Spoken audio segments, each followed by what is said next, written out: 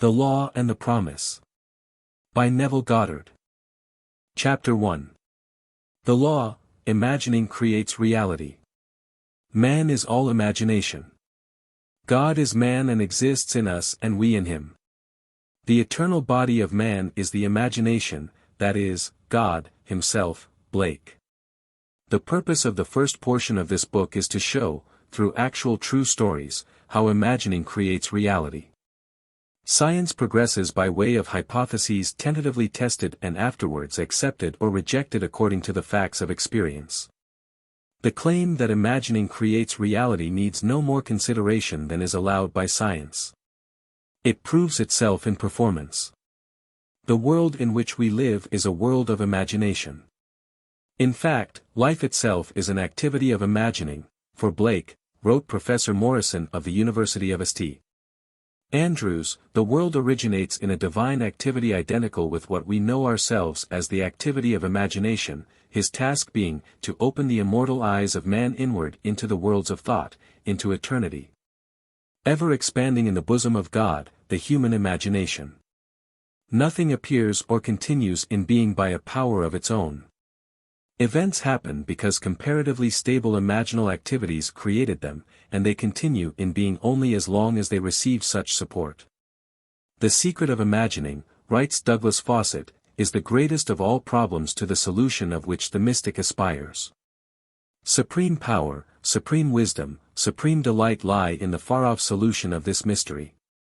When man solves the mystery of imagining, he will have discovered the secret of causation, and that is, imagining creates reality. Therefore, the man who is aware of what he is imagining knows what he is creating. Realizes more and more that the drama of life is imaginal, not physical. All activity is at bottom imaginal. An awakened imagination works with a purpose. It creates and conserves the desirable, and transforms or destroys the undesirable. Divine imagining and human imagining are not two powers at all, rather one. The valid distinction which exists between the seeming two lies not in the substance with which they operate but in the degree of intensity of the operant power itself. Acting at high tension, an imaginal act is an immediate objective fact.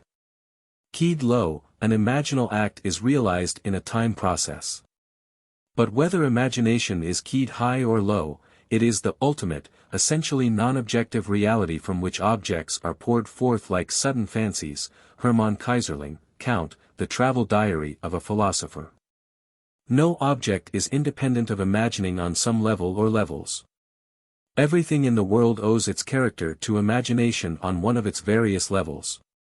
Objective reality, writes Fichte, is solely produced through imagination. Objects seem so independent of our perception of them that we incline to forget that they owe their origin to imagination.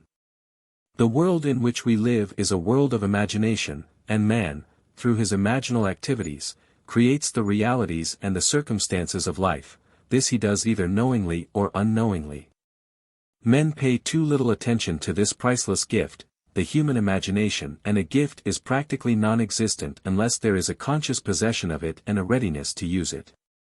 All men possess the power to create reality, but this power sleeps as though dead, when not consciously exercised. Men live in the very heart of creation, the human imagination, yet are no wiser for what takes place therein. The future will not be fundamentally different from the imaginal activities of man. Therefore, the individual who can summon at will whatever imaginal activity he pleases and to whom the visions of his imagination are as real as the forms of nature, is master of his fate. The future is the imaginal activity of man in its creative march. Imagining is the creative power not only of the poet, the artist, the actor and orator, but of the scientist, the inventor, the merchant and the artisan. Its abuse in unrestrained unlovely image-making is obvious, but its abuse in undue repression breeds a sterility which robs man of actual wealth of experience. Imagining novel solutions to ever more complex problems is far more noble than to run from problems. Life is the continual solution of a continuously synthetic problem. Imagining creates events. The world, created out of men's imagining, comprises unnumbered warring beliefs, therefore, there can never be a perfectly stable or static state. Today's events are bound to disturb yesterday's established order. Imaginative men and women invariably unsettle a pre-existing peace of mind. Do not bow before the dictate of facts and accept life on the basis of the world without. Assert the supremacy of your imaginal acts over facts and put all things in subjection to them. Hold fast to your ideal in your imagination. Nothing can take it from you but your failure to persist in imagining the ideal realized. Imagine only such states that are of value or promise well. To attempt to change circumstances before you change your imaginal activity, is to struggle against the very nature of things. There can be no outer change until there is first an imaginal change. Everything you do, unaccompanied by an imaginal change, is but futile readjustment of surfaces. Imagining the wish fulfilled brings about a union with that state, and during that union you behave in keeping with your imaginal change. This shows you that an imaginal change will result in a change of behavior. However, your ordinary imaginal alterations as you pass from one state to another are not transformations because each of them is so rapidly succeeded by another in the reverse direction. But whenever one state grows so stable as to become your constant mood, your habitual attitude, then that habitual state defines your character and is a true transformation. How do you do it? Self-abandonment. That is the secret. You must abandon yourself mentally to your wish fulfilled in your love for that state, and in so doing, live in a new state and no more in the old state. You can't commit yourself to what you do not love, so the secret of self-commission is faith, plus love. Faith is believing what is unbelievable. Commit yourself to the feeling of the wish fulfilled, in faith that this act of self-commission will become a reality. And it must become a reality because imagining creates reality. Imagination is both conservative and transformative. It is conservative when it builds its world from images supplied by memory and the evidence of the senses. It is creatively transformative when it imagines things as they ought to be, building its world out of the generous dreams of fancy. In the procession of images, the ones that take precedence, naturally, are those of the senses. Nevertheless, a present sense impression is only an image. It does not differ in nature from a memory image or the image of a wish. What makes a present sense impression so objectively real is the individual's imagination functioning in it and thinking from it. Whereas, in a memory image or a wish, the individual's imagination is not functioning in it and thinking from it, but is functioning out of it and thinking of it. If you would enter into the image in your imagination, then would you know what it is to be creatively transformative, then would you realize your wish, and then you would be happy. Every image can be embodied. But unless you, yourself, enter the image and think from it, it is incapable of birth. Therefore, it is the height of folly to expect the wish to be realized by the mere passage of time. That which requires imaginative occupancy to produce its effect, obviously cannot be effected without such occupancy. You cannot be in one image and not suffer the consequences of not being in another. Imagination is spiritual sensation. Enter the image of the wish fulfilled, then give it sensory vividness and tones of reality by mentally acting as you would act were it a physical fact. Now, this is what I mean by spiritual sensation. Imagine that you are holding a rose in your hand. Smell it. Do you detect the odor of roses? Well, if the rose is not there, why is its fragrance in the air? Through spiritual sensation, that is, through imaginal sight, sound, scent, taste and touch, you can give to the image sensory vividness. If you do this, all things will conspire to aid your harvesting, and upon reflection you will see how subtle were the threads that led to your goal. You could never have devised the means which your imaginal activity employed to fulfill itself. If you long to escape from your present sense fixation, to transform your present life into a dream of what might well be, you need but imagine that you are already what you want to be and to feel the way you would expect to feel under such circumstances. Like the make-believe of a child who is remaking the world after its own heart, create your world out of pure dreams of fancy. Mentally enter into your dream, mentally do what you would actually do, were it physically true. You will discover that dreams are realized not by the rich, but by the imaginative. Nothing stands between you and the fulfillment of your dreams but facts, and facts are the creations of imagining. If you change your imagining, you will change the facts. Man and his past are one continuous structure. This structure contains all of the facts which have been conserved and still operate below the threshold of his surface mind. For him it is merely history. For him it seems unalterable, a dead and firmly fixed past. But for itself, it is living, it is part of the living age. He cannot leave behind him the mistakes of the past, for nothing disappears. Everything that has been is still in existence. The past still exists, and it gives, and still gives, its results. Man must go back in memory, seek for and destroy the causes of evil, however far back they lie. This going into the past and replaying a scene of the past in imagination as it ought to have been played the first time, I call revision, and revision results in repeal. Changing your life means changing the past. The causes of any present evil are the unrevised scenes of the past. The past and the present form the whole structure of man, they are carrying all of its contents with it. Any alteration of content will result in an alteration in the present and future. Live nobly, so that mind can store a past well worthy of recall. Should you fail to do so, remember, the first act of correction or cure is always, revise. If the past is recreated into the present, so will the revised past be recreated into the present, or else the claim, though your sins are like scarlet, they shall be as white as snow, Isaiah 1 verse 18. Is a lie. And it is no lie. The purpose of the story-to-story commentary that follows is to link up as briefly as possible the distinct but never disconnected themes of the 14 chapters into which I have divided the first part of this book. It will serve, I hope, as a thread of coherent thought that binds the whole into proof of its claim. Imagining creates reality. To make such a claim is easily done. To prove it in the experience of others is far sterner. To stir you to use the law constructively in your own life, that is the aim of this book. How do you find this book? Any thoughts about the book or the author? Any suggestion for improvement? Please take a moment to share your thoughts in a comment. If you like it, share it with your friends who might enjoy it as well. Subscribe to keep in touch.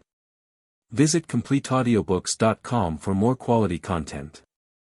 Chapter 2. Dwell therein. My God, I heard this day, that none doth build a stately habitation, but he that means to dwell therein. What house more stately hath there been, or can be, than is man, to whose creation all things are in decay?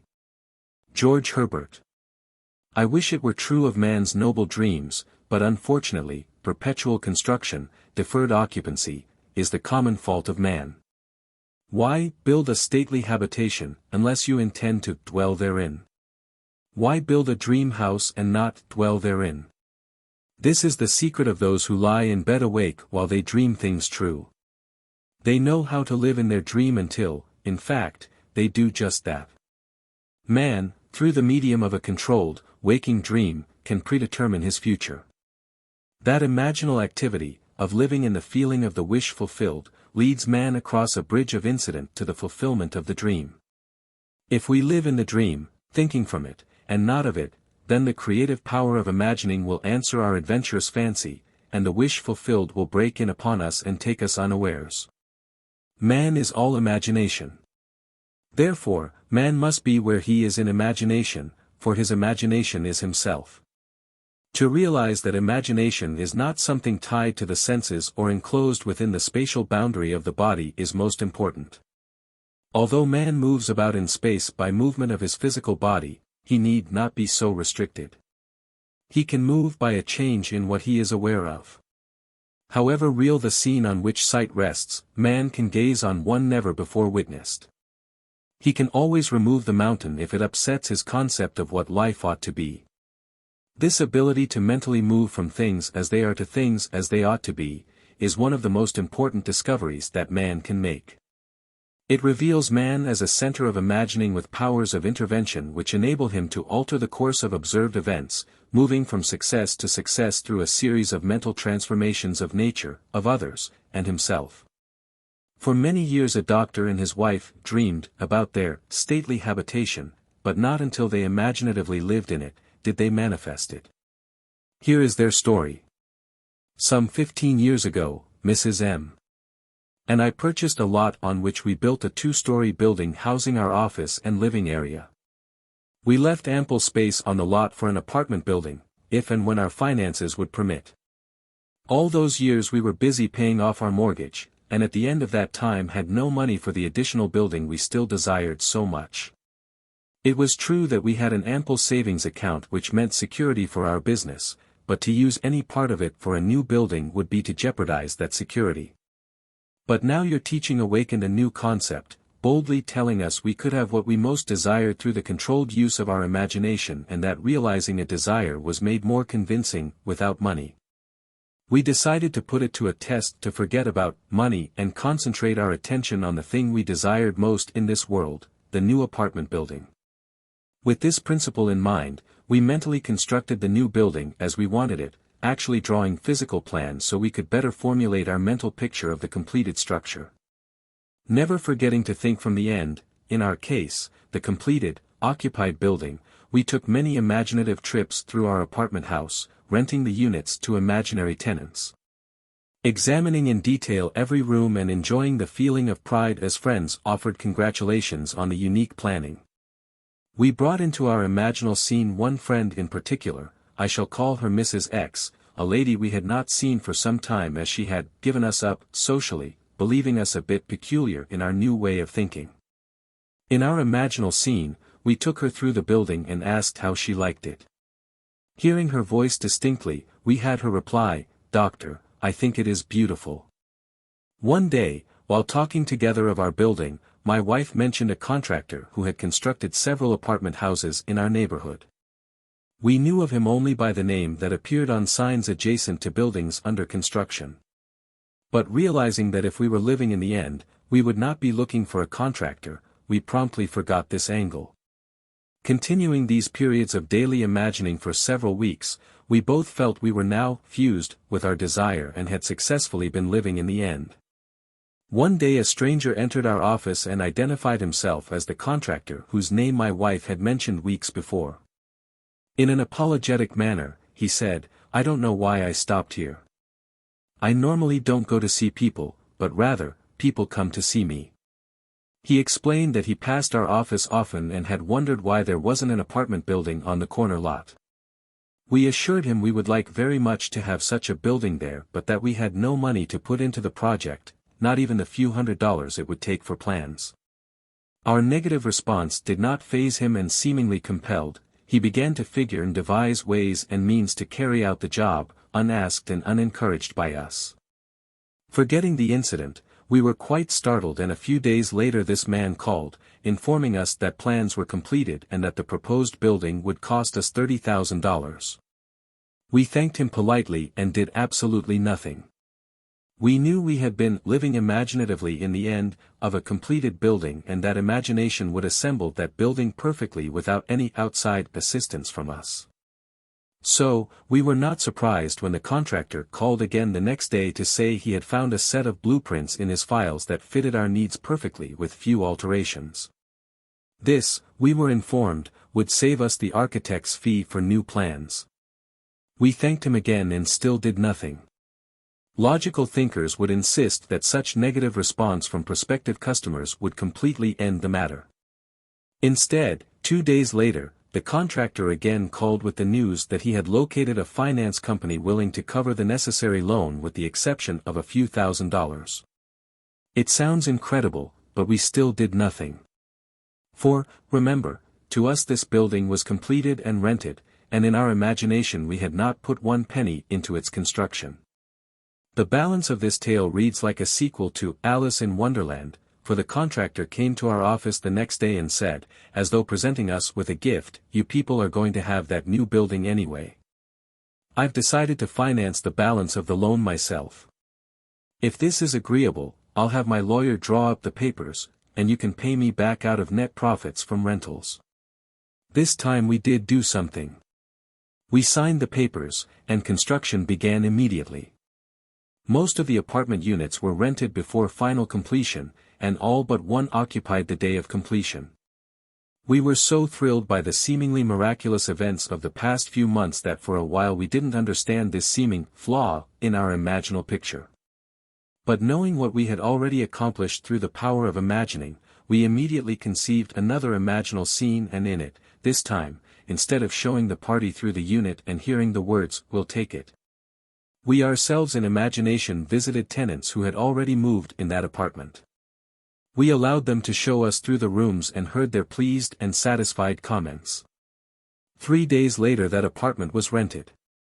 Our original imaginary drama had objectified itself in every detail save one, and that one became a reality when, 1 month later, our friend, Mrs. X, surprised us with a long overdue visit, expressing her desire to see our new building. Gladly we took her through, and at the end of the tour heard her speak the line we had heard in our imagination so many weeks before, as with emphasis on each word, she said, "Doctor, I think it is beautiful." Our dream of 15 years was realized. And we know, now, that it could have been realized any time within those 15 years if we had known the secret of imagining and how to live in the end of desire. But now it was realized, our one big desire was objectified. And we did not put 1 penny of our own money into it. Dr. M. Through the medium of a dream, a controlled, waking dream, the doctor and his wife created reality. They learned how to live in their dream house as, in fact, now they do. Although help seemingly came from without, the course of events was ultimately determined by the imaginal activity of the doctor and his wife. The participants were drawn into their imaginal drama because it was dramatically necessary that they should be. Their imaginal structure demanded it. All things by a law divine in one another's being mingle. Percy Bysshe Shelley, Love's Philosophy. The following story illustrates the way in which a lady prepared her stately habitation, by imaginatively sleeping in it, or dwelling therein. A few months ago, my husband decided to place our home on the market. The main object for the move, which we had discussed many times, was to find a home large enough for the 2 of us, my mother and my aunt, in addition to 10 cats, 3 dogs and 1 parakeet. Believe it or not, the contemplated move was my husband's idea, as he loved my mother and aunt and said I was at their house most of the time anyway, so, why not live together and pay 1 tax bill? I liked the idea tremendously, but I knew that this new home would have to be something very special in size, location and arrangement, as I insisted on privacy for all concerned. So at the moment I was undecided whether to sell our present home or not, but I didn't argue, as I knew quite well from past experience with imagining that our house would never sell until I stopped sleeping in it. 2 months and 4 or 5 real estate brokers later, my husband had given up on the sale of our house, and so had the brokers. At this point, I had convinced myself I now wanted the change, so for 4 nights, in my imagination, I went to sleep in the kind of home I would like to own. On the 5th day, my husband had an appointment at a friend's home, and while there, met a stranger who just happened to be looking for a house in the hills. He was, of course, brought swiftly back to see our house, which he walked through once and said, "I'll buy it." This didn't make us very popular with the brokers, but that was all right with me, as I was happy to keep the broker's commission in the family. We moved within 10 days and stayed with my mother while looking for our new home. We listed our requirements with every agent on the Sunset Strip only, because I wouldn't move out of the area, and each one of them without exception informed us we were both mad. It was entirely impossible, they said, to find an older home of English style with 2 separate living rooms, separate apartments, a library, and built on a flat knoll with enough ground space to fence for large dogs, and located in one particular area. When we told them the price we would pay for this house, they just looked sad. I said that wasn't all we wanted. We wanted wood paneling all through the house, a huge fireplace, a magnificent view and seclusion, no close neighbors, please.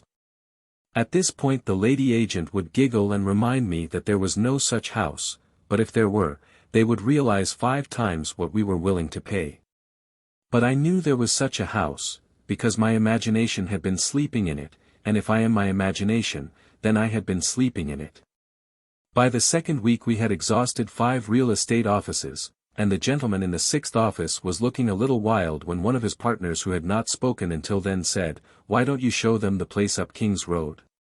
A third partner in the office laughed sourly and said, "That property isn't even listed. And besides, the old lady would throw you off the property. She's got 2 acres up there and you know she wouldn't split." Well, I didn't know what she wouldn't split, but my interest had been aroused by the street name, for I liked that particular area best of all. So I asked why not just take a look anyway, for laughs.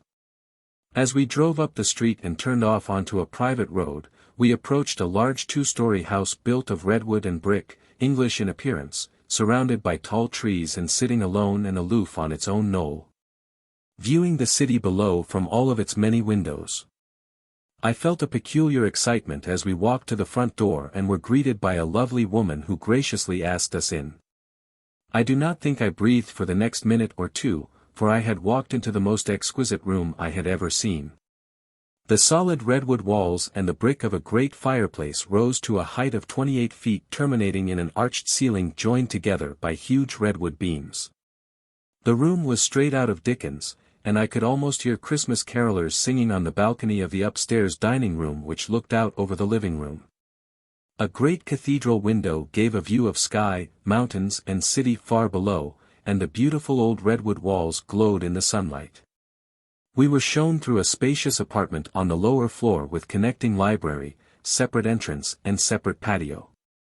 2 staircases led upward to a long hall opening into 2 separated bedrooms and baths, and at the end of the hall was, yes, a second living room, opening out onto a second patio screened by trees and redwood fencing.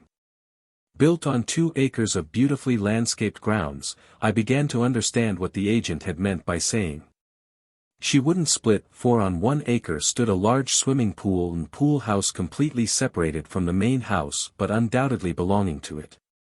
It did, indeed, seem to be an impossible situation, as we did not want 2 acres of highly taxable property plus a swimming pool a block away from the house. Before we left, I walked through that magnificent living room, once more going up the stairs to the dining room balcony. I turned, and looking down saw my husband standing by the fireplace, pipe in hand, with an expression of perfect satisfaction on his face. I placed my hands on the balcony railing and watched him for a moment. When we were back in the real estate office, the 3 agents were ready to close for the day, but my husband detained them, saying, "Let's make her an offer anyway. Maybe she will split the property. What can we lose?" One agent left the office without a word. Another said, "The idea is ridiculous." The agent we had originally talked to said, "Forget it. It's a pipe dream." My husband is not easily annoyed, but when he is, there is no more stubborn creature on earth. He was now annoyed. He sat down, slammed his hand on a desk and roared, "It's your business to submit offers, isn't it?" They agreed that this was so and finally promised to submit our offer on the property. We left, and that night, in my imagination, I stood on that dining room balcony and looked down at my husband standing by the fireplace. He looked up at me and said, "Well, honey, how do you like our new home?" I said, "I love it." I continued to see that beautiful room and my husband in it and felt the balcony railing gripped in my hands until I fell asleep.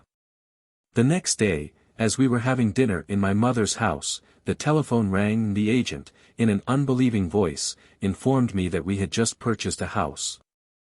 The owner had split the property right down the middle, giving us the house and the acre it stood on for the price we offered. J.R.B. Dreamers often lie in bed awake, while they do dream things true. Approximate. William Shakespeare, Romeo and Juliet. One must adopt either the way of imagination or the way of sense. No compromise or neutrality is possible. He who is not for me is against me, Matthew 12 verse 30, Luke 11 verse 23. When man finally identifies himself with his imagination rather than his senses, he has at long last discovered the core of reality. I have often been warned by self-styled realists that man will never realize his dream by simply imagining that it is already here. Yet, man can realize his dream by simply imagining that it is already here. That is exactly what this collection of stories proves. If only men were prepared to live imaginatively in the feeling of the wish fulfilled, advancing confidently in their controlled Wakanji dream. Then the power of imagining would answer their adventurous fancy and the wish fulfilled would break in upon them and take them unawares. Nothing is more continuously wonderful than the things that happen every day to the man with imagination sufficiently awake to realize their wonder. Observe your imaginal activities. Imagine better than the best you know, and create a better world for yourself and others. Live as though the wish had come, even though it is yet to come, and you will shorten the period of waiting. The world is imaginal, not mechanistic. Imaginal acts, not blind fate, determine the course of history. Chapter 3. Turn the wheel backward. Oh, let your strong imagination turn the great wheel backward, until Troy unburn. Sir John Colling Squire, The Birds. All life is, throughout the ages, nothing but the continuing solution of a continuous synthetic problem. H. G. Wells. The perfectly stable or static state is always unattainable. The end attained objectively always realizes more than the end the individual originally had in view. This, in turn, creates a new situation of inner conflict, needing novel solutions to force man along the path of creative evolution. His touch is infinite and lends a yonder to all ends. George Meredith, Hymn to Color. Today's events are bound to disturb yesterday's established order. The creatively active imagination invariably unsettles a pre-existing peace of mind. The question may arise as to how, by representing others to ourselves as better than they really were, or mentally rewriting a letter to make it conform to our wish, or by revising the scene of an accident, the interview with the employer, and so on, could change what seems to be the unalterable facts of the past, but remember my claims for imagining. Imagining creates reality. What it makes, it can unmake. It is not only conservative, building a life from images supplied by memory, it is also creatively transformative, altering a theme already in being. The parable of the unjust steward, Luke 16 verses 1-8, gives the answer to this question. We can alter our world by means of a certain illegal, imaginal practice, by means of a mental falsification of the facts, that is, by means of a certain intentional imaginal alteration of that which we have experienced. All this is done in one's own imagination. This is a form of falsehood which not only is not condemned, but is actually approved in the gospel teaching. By means of such a falsehood, a man destroys the causes of evil and acquires friends, and on the strength of this revision proves, judging by the high praise the unjust steward received from his master, that he is deserving of confidence. Because imagining creates reality, we can carry revision to the extreme and revise a scene that would be otherwise unforgivable. We learn to distinguish between man, who is all imagination, and those states into which he may enter. An unjust steward, looking at another's distress, will represent the other to himself as he ought to be seen. Were he, himself, in need, he would enter his dream in his imagination and imagine what he would see and how things would seem and how people would act, after these things should be.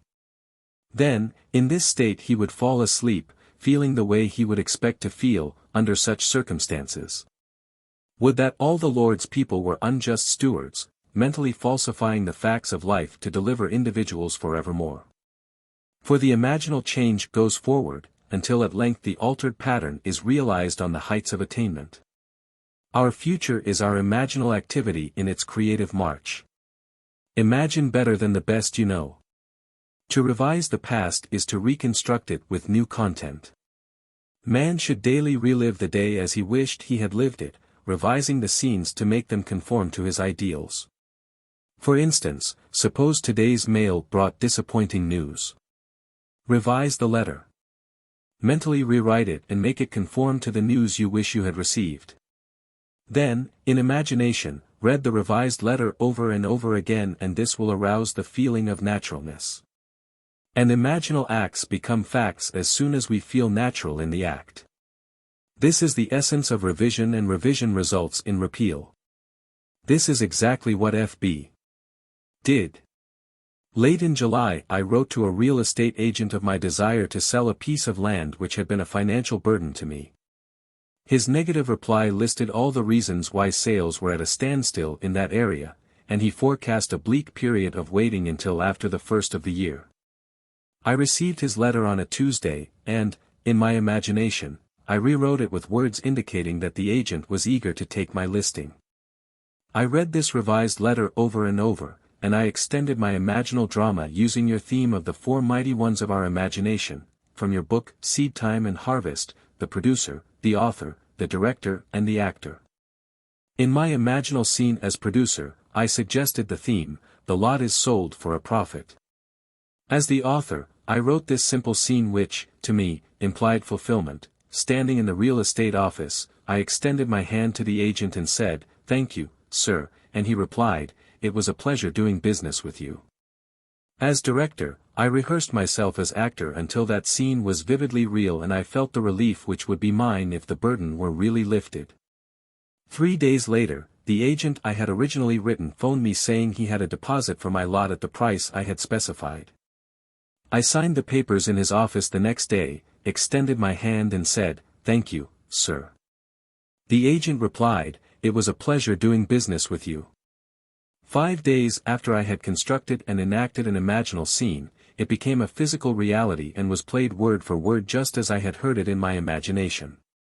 The feeling of relief and joy came, not so much from selling the property, but from the incontrovertible proof that my imagined drama worked. F.B. If the thing accomplished were all, how futile. But F.B. discovered a power within himself that can consciously create circumstances. By mentally falsifying the facts of life, man moves from passive reaction to active creation. This breaks the wheel of recurrence and builds a cumulatively enlarging future. If man does not always create in the full sense of the word, it is because he is not faithful to his vision, or else he thinks of what he wants rather than from his wish fulfilled. Man is such an extraordinary synthesis, partly tied by his senses, and partly free to dream that his internal conflicts are perennial. The state of conflict in the individual is expressed in society. Life is a romantic adventure. To live creatively, imagining novel solutions to ever more complex problems is far nobler than to restrain or kill out desire. All that is desired can be imagined into existence.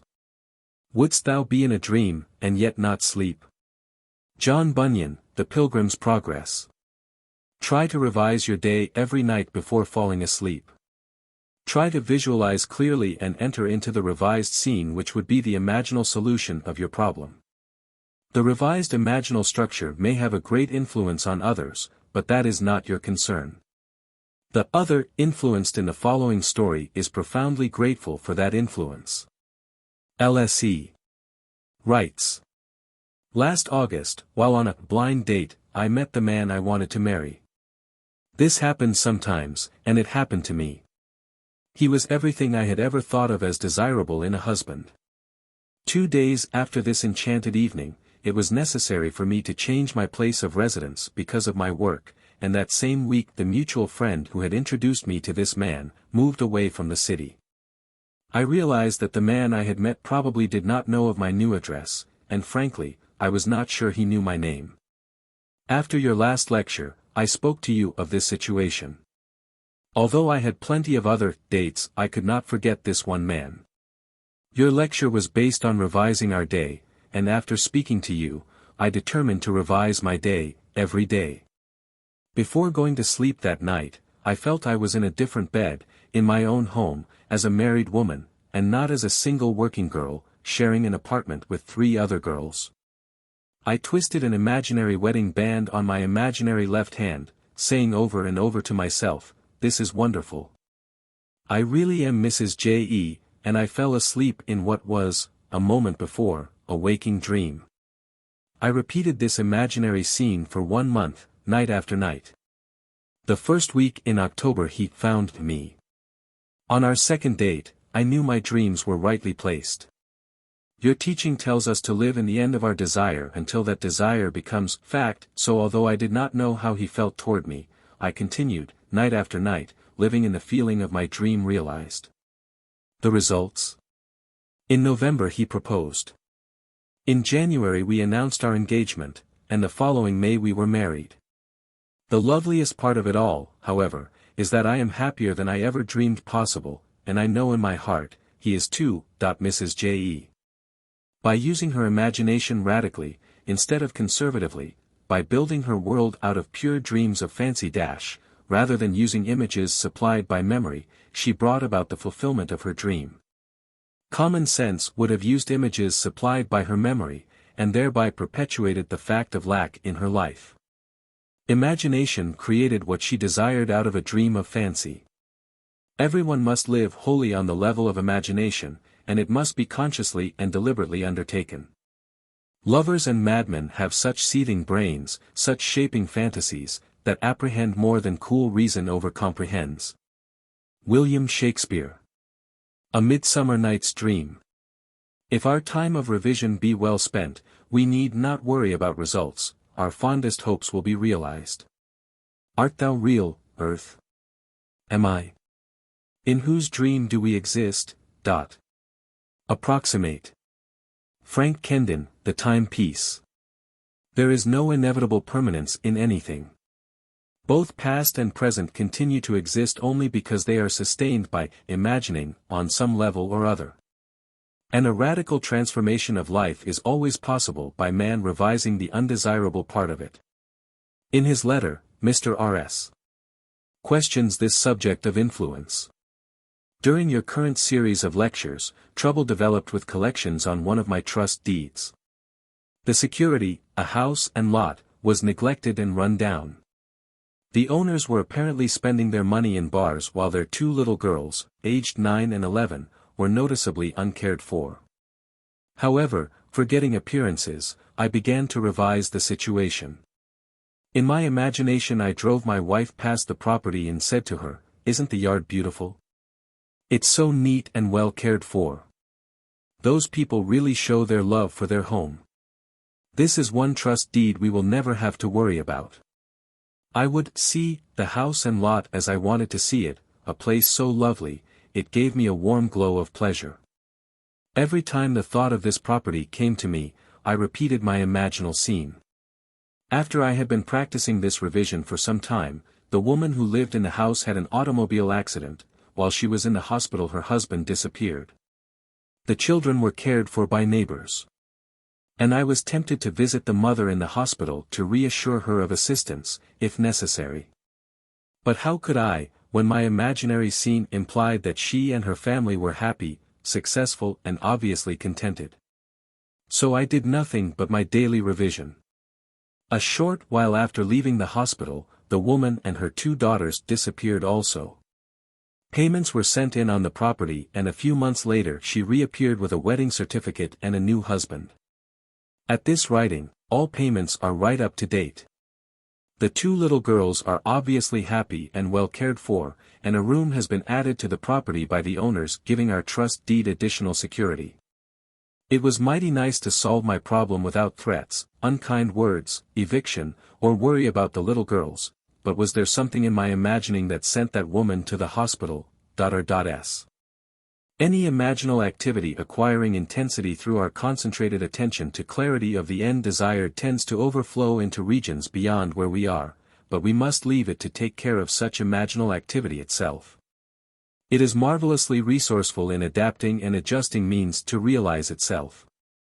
Once we think in terms of influence rather than of clarity of the end desired, the effort of imagination becomes an effort of will and the great art of imagining is perverted into tyranny. The buried past usually lies deeper than our surface mind can plumb. But fortunately, for this lady, she remembered and proved that the made past can also be unmade through revision. For 39 years I had suffered from a weak back. The pain would increase and decrease but would never leave completely. The condition had progressed to the point where I used medical treatment almost constantly. The doctor would put the hip right for the moment but the pain simply would not go away. One night I heard you speak of revision and wondered to myself if a condition of almost 40 years could be revised. I had remembered that at the age of 3 or 4 years I had fallen backward from a very high swing and had been quite ill at that time because of a serious hip injury. From that time on I had never been completely free from pain and had paid many $1 to alleviate the condition, to no avail. This year, during the month of August, the pain had become more intense, and one night I decided to test myself and attempt to revise that ancient accident which had been the cause of so much distress and pain and costly medical fees most of my adult life. Many nights passed before I could feel myself back to the age of childhood play. But I succeeded. One night I actually felt myself on that swing, feeling the rush of wind as the swing rose higher and higher. As the swing slowed down, I jumped forward, landing solidly and easily on my feet. In the imaginal action I ran to my mother and insisted that she come watch what I could do. I did it again, jumping down from the swing and landing safely on my 2 feet. I repeated this imaginal act over and over until I fell asleep in the doing of it. Within 2 days the pain in my back and hip began to recede, and within 2 months pain no longer existed for me. A condition that had plagued me for more than 39 years, that had cost a small fortune in attempted cure, was no more. It is to the pruning shears of revision that we owe our prime fruit. Man and his past are one continuous structure. This structure contains all of the past which has been conserved and still operates below the threshold of his senses to influence the present and the future of his life. The whole is carrying all of its contents with it. Any alteration of content will result in an alteration in the present and the future. The first act of correction or cure is always revise. If the past can be recreated into the present, so can the revised past. And thus the revised past appears within the very heart of her present life. Not fate but a revised past brought her good fortune. Make results and accomplishment the crucial test of true imagination, and your confidence in the power of imagination to create reality will grow gradually from your experiments with revision confronted by experience. Only by this process of experiment can you realize the potential power of your awakened and controlled imagination. How much do you owe my master? He said, 100 measures of oil. And he said to him, take your bill, and sit down quickly and write 50. Luke 16 verses 5 and 6. This parable of the unjust steward urges us to mentally falsify the facts of life, to alter a theme already in being. By means of such imaginative falsehoods, a man acquires friends, Luke 16 verse 9. As each day falls, mentally revise the facts of life and make them conform to events well worthy of recall. Tomorrow will take up the altered pattern and go forward until at length it is realized on the heights of attainment. The reader will find it worthwhile to follow these clues: imaginal construction of scenes implying the wish fulfilled, and imaginative participation in these scenes until tones of reality are reached. We are dealing with the secret of imagining, in which man is seen awakening into a world completely subject to his imaginative power. Man can understand recurrence of events well enough, the building of a world from images supplied by memory, things remaining as they are. This gives him a sense of security in the stability of things. However, the presence within him of a power which awakens and becomes what it wills, radically changing its form, its environment and the circumstances of life, inspires in him a feeling of insecurity, a dreadful fear of the future. Now, it is high time to awake out of sleep, Romans 13 verse 11, and put an end to all the unlovely creations of sleeping man. Revise each day. Let your strong imagination turn the great will backward until Troy unburn. Sir John Colling Squire, The Birds. Chapter 4. There is no fiction. The distinction between what is real and what is imaginary is not one that can be finally maintained. All existing things are, in an intelligible sense, imaginary. John S. Mackenzie. There is no fiction. If an imaginal activity can produce a physical effect, our physical world must be essentially imaginal. To prove this would require merely that we observe our imaginal activities and watch to see whether or not they produce corresponding external effects. If they do, then we must conclude that there is no fiction. Today's imaginal drama, fiction, becomes tomorrow's fact. If we had this wider view of causation, that causation is mental, not physical, that our mental states are causative of physical effects, then we would realize our responsibility as a creator and imagine only the best imaginable. Fable enacted as a sort of stage play in the mind is what causes the physical facts of life. Man believes that reality resides in the solid objects he sees around him, that it is in this world that the drama of life originates, that events spring suddenly into existence, created moment by moment out of antecedent physical facts. But causation does not lie in the external world of facts. The drama of life originates in the imagination of man. The real act of becoming takes place within man's imagination and not without. The following stories could define causation as the assemblage of mental states, which occurring, creates that which the assemblage implies. The foreword from Walter Lord's A Night to Remember illustrates my claim: imagining creates reality. In 1898, a struggling author, named Morgan Robertson, concocted a novel about a fabulous Atlantic liner, far larger than any that had ever been built. Robertson loaded his ship with rich and complacent people and then wrecked it one cold April night on an iceberg.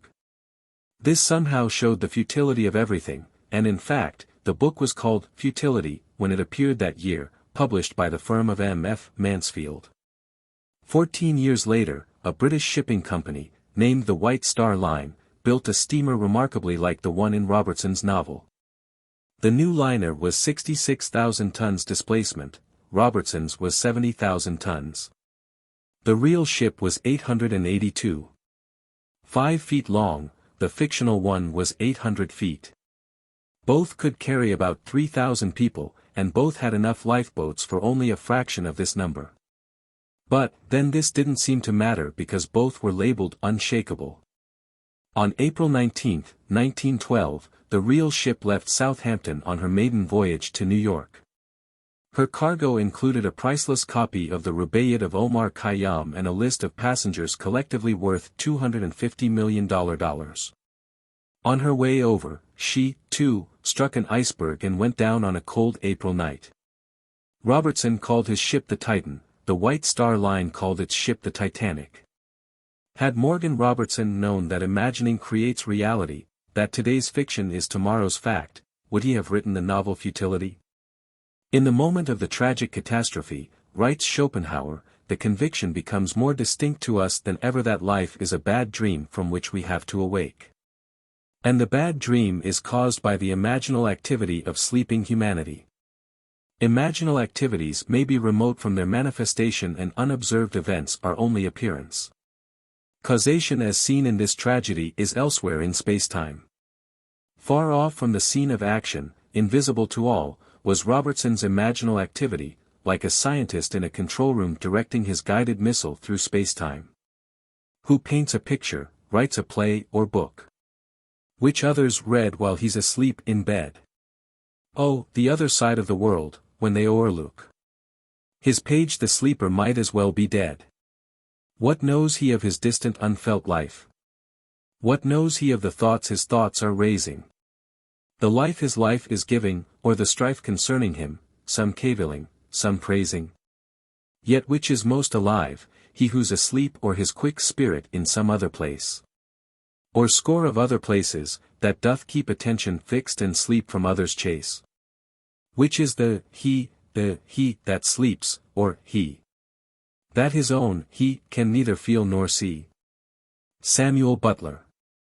Imaginative writers communicate not their vision of the world but their attitudes which result in their vision. Just a short while before Catherine Mansfield died, she said to her friend Orridge, "There are in life as many aspects as attitudes toward it, and aspects change with attitudes. Could we change our attitude, we should not only see life differently, but life itself would come to be different. Life would undergo a change of appearance because we ourselves had undergone a change in attitude.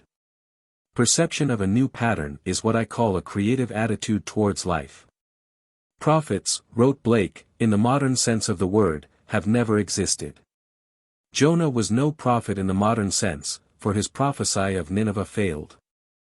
Every honest man is a prophet, he utters his opinion both of private and public matters. Thus, if you go on so, the result is so. He never says, such a thing shall happen, let you do what you will. A prophet is a seer, not an arbitrary dictator. The function of the prophet is not to tell us what is inevitable, but to tell us what can be built up out of persistent imaginal activities. The future is determined by the imaginal activities of humanity, activities in their creative march, activities which can be seen in your dreams and the visions of your head as you lay in bed, Daniel 2 verse 28. Would that all the Lord's people were prophets, Numbers 11:29, in the true sense of the word, like this dancer who now, from the summit of his realized ideal, sights yet higher peaks that are to be scaled. After you have read this story you will understand why he is so confident that he can predetermine any materialistic future he desires, and why he is equally sure that others give reality to what were otherwise a mere figment of his imagination. That there exists and can exist nothing outside imagining on some level or other. Nothing continues in being save what imagining supports. The mind can make substance, and people planets of its own with beings brighter than have been, and give a breath to forms which can outlive all flesh. Lord G. Byron. As my story begins, at the age of 19 I was a mildly successful dancing teacher and continued in this static state for almost 5 years. At the end of this time I met a young lady who talked me into attending your lectures. My thought, upon hearing you say, imagining creates reality, was that the entire idea was ridiculous. However, I decided to accept your challenge and disprove your thesis. I bought your book Out of This World and read it many times. Still unconvinced, I set myself a rather ambitious goal. My present position was as an instructor with the Arthur Murray Dance Studio, and my goal was to own a franchise and be boss of an Arthur Murray studio myself. This seemed the most unlikely thing in the world, as franchises were extremely difficult to secure, but on top of this fact, I was completely without the necessary funds to begin such an operation. Nevertheless, I assumed the feeling of my wish fulfilled as night after night, in my imagination, I went to sleep managing my own studio. 3 weeks later a friend called me from Reno, Nevada. He had the Murray studio there and said it was too much for him to cope with alone. He offered me a partnership and I was delighted. So delighted, in fact, that I hastened to Reno on borrowed money and promptly forgot all about you and your story of imagination. My partner and I worked hard and were very successful, but after a year I was still not satisfied, I wanted more. I began thinking of ways and means to get another studio.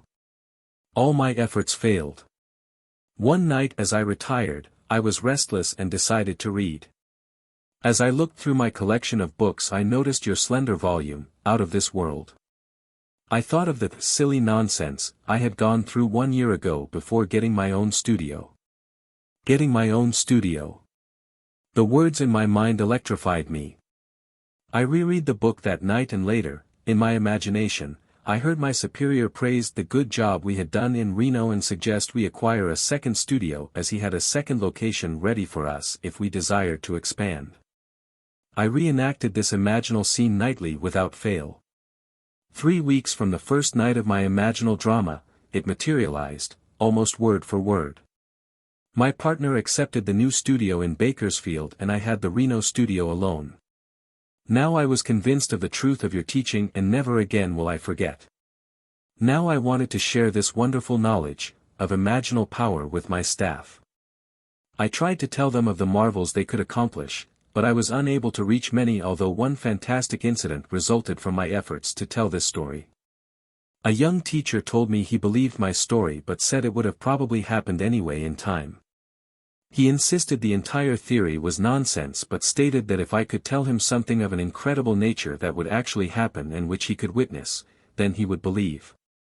I accepted his challenge and conceived a truly fantastic test. The Reno studio is the most insignificant in the entire Murray system because of the small population count in the city itself. There are over 300 Murray studios in the country with much larger populations, therefore providing greater possibilities to draw from. So, my test was this. I told the teacher that within the next 3 months, at the time of a national dance convention, the Little Reno studio would be the foremost topic of conversation at that convention. He calmly stated this was quite impossible. That night when I retired, I felt myself standing before a tremendous audience. I was speaking on creative imagining and felt the nervousness of being before such a vast audience, but I also felt the wonderful sensation of audience acceptance. I heard the roar of applause, and as I left the stage, I saw Mr. Murray himself come forward and shake my hand. I reenacted this entire drama night after night. It began to take on the tones of reality, and I knew I had done it again. My imaginal drama materialized down to the last detail. My Little Reno studio was the talk of the convention, and I did appear on that stage just as I had done in my imagination. But even after this unbelievable but actual happening, the young teacher who threw me the challenge remained unconvinced. He said it had all happened too naturally. And he was sure it would have happened anyway. I did not mind his attitude because his challenge had given me another opportunity to prove, at least to myself, that imagining does create reality. From that time on, I continued with my ambition to own the largest Arthur Murray dance studio in the world. Night after night, in my imagination, I heard myself accepting a studio franchise for a great city. Within 3 weeks Mr. Murray called me and offered a studio in a city of 1.5 million people. It is now my goal to make my studio the greatest and biggest in the entire system. And, of course, I know it will be done, through my imagination, E.O.L., Jr. Imagining, writes Douglas Fawcett, may be hard to grasp, being quicksilver-like, it vanishes into each of its metamorphoses and thereby displays its transformative magic. We must look beyond the physical fact for the imagining which has caused it. For 1 year E.O.L. Jr. lost himself in his metamorphosis, but fortunately he remembered the silly nonsense he had gone through before getting his own studio. And reread the book. Imaginal acts on the human level need a certain interval of time to develop, but imaginal acts, whether committed to print or locked in the bosom of a hermit, will realize themselves in time. Test yourself, if only out of curiosity. You will discover the profit is your own imagining, and you will know there is no fiction. We should never be certain that it was not some woman treading in the winepress who began that subtle change in men's mind. Or that the passion, because of which so many countries were given to the sword, did not begin in the mind of some shepherd boy, lighting up his eyes for a moment before it ran upon its way. William Butler Yeats. There is no fiction. Imagining fulfills itself in what our lives become. And now I have told you before it takes place, so that when it does take place, you may believe. John 14 verse 29. The Greeks were right, the gods have come down to us in the likeness of men. Acts 14 verse 11. But they have fallen asleep and do not realize the might they wield by their imaginal activities. Real are the dreams of gods, and smoothly pass their pleasure in a long immortal dream. John Keats. E.B. An author is fully aware that today's fiction can become tomorrow's fact. In this letter, she writes, "One spring, I completed a novelette, sold it and forgot it. Not until many long months later did I sit down and nervously compare some facts in my fiction with some facts in my life. Please read a brief outline of my created story. Then compare it with my personal experience. The heroine of my story took a vacation trip to Vermont. To the small city of Stowe, Vermont, to be exact. When she reached her destination she was faced with such unpleasant behavior on the part of her companion that she either had to continue her lifetime pattern of allowing another's selfish demand dominate her or to break that pattern and leave. She broke it and returned to New York. When she returned, and the story continues, events took shape in a proposal of marriage which she happily accepted. For my part of this tale. As small events evolved, I began to remember the dictates of my own pen and insignificant relationship. This is what happened to me. I received an invitation from a friend offering me a vacation at her summer place in Vermont. I accepted and was not startled, at first, when I learned her summer place was in the city of Stowe. When I arrived, I found my hostess in such a highly nervous state I realized I was faced with either a wretched summer or the choice of walking out on her. Never before in my life had I been strong enough to ignore what I thought were the claims of duty and friendship, but this time I did and without ceremony returned to New York. A few days after I returned to my home, I, too, received a proposal of marriage. But at this point fact and fiction parted. I refused the offer. I know, Neville, there is no such thing as fiction, b. Forgetful is green earth, the gods alone remember everlastingly. By their great memories the gods are known. George Meredith, Ballads and Poems of Tragic Life. Ends run true to their imaginal origins, we reap the fruit of forgotten blossom time. In life the events do not come up always where we have strewn the seed, so that we may not recognize our own harvest. Events are the emergence of a hidden imaginal activity. Man is free to imagine whatever he desires. This is why, despite all fatalists and misguided prophets of doom, all awakened men know that they are free. They know that they are creating reality. Is there a scriptural passage to support this claim? Yes. And it came to pass, as he interpreted to us, so it was. Genesis 41 verse 13. W. B. Yeats must have discovered that, there is no fiction, for after describing some of his experiences in the conscious use of imagination, he writes, if all who have described events like this have not dreamed, we should rewrite our histories, for all men, certainly all imaginative men, must be forever casting forth enchantments, glamours, illusions. And all men, especially tranquil men, who have no powerful egotistic life must be continually passing under their power.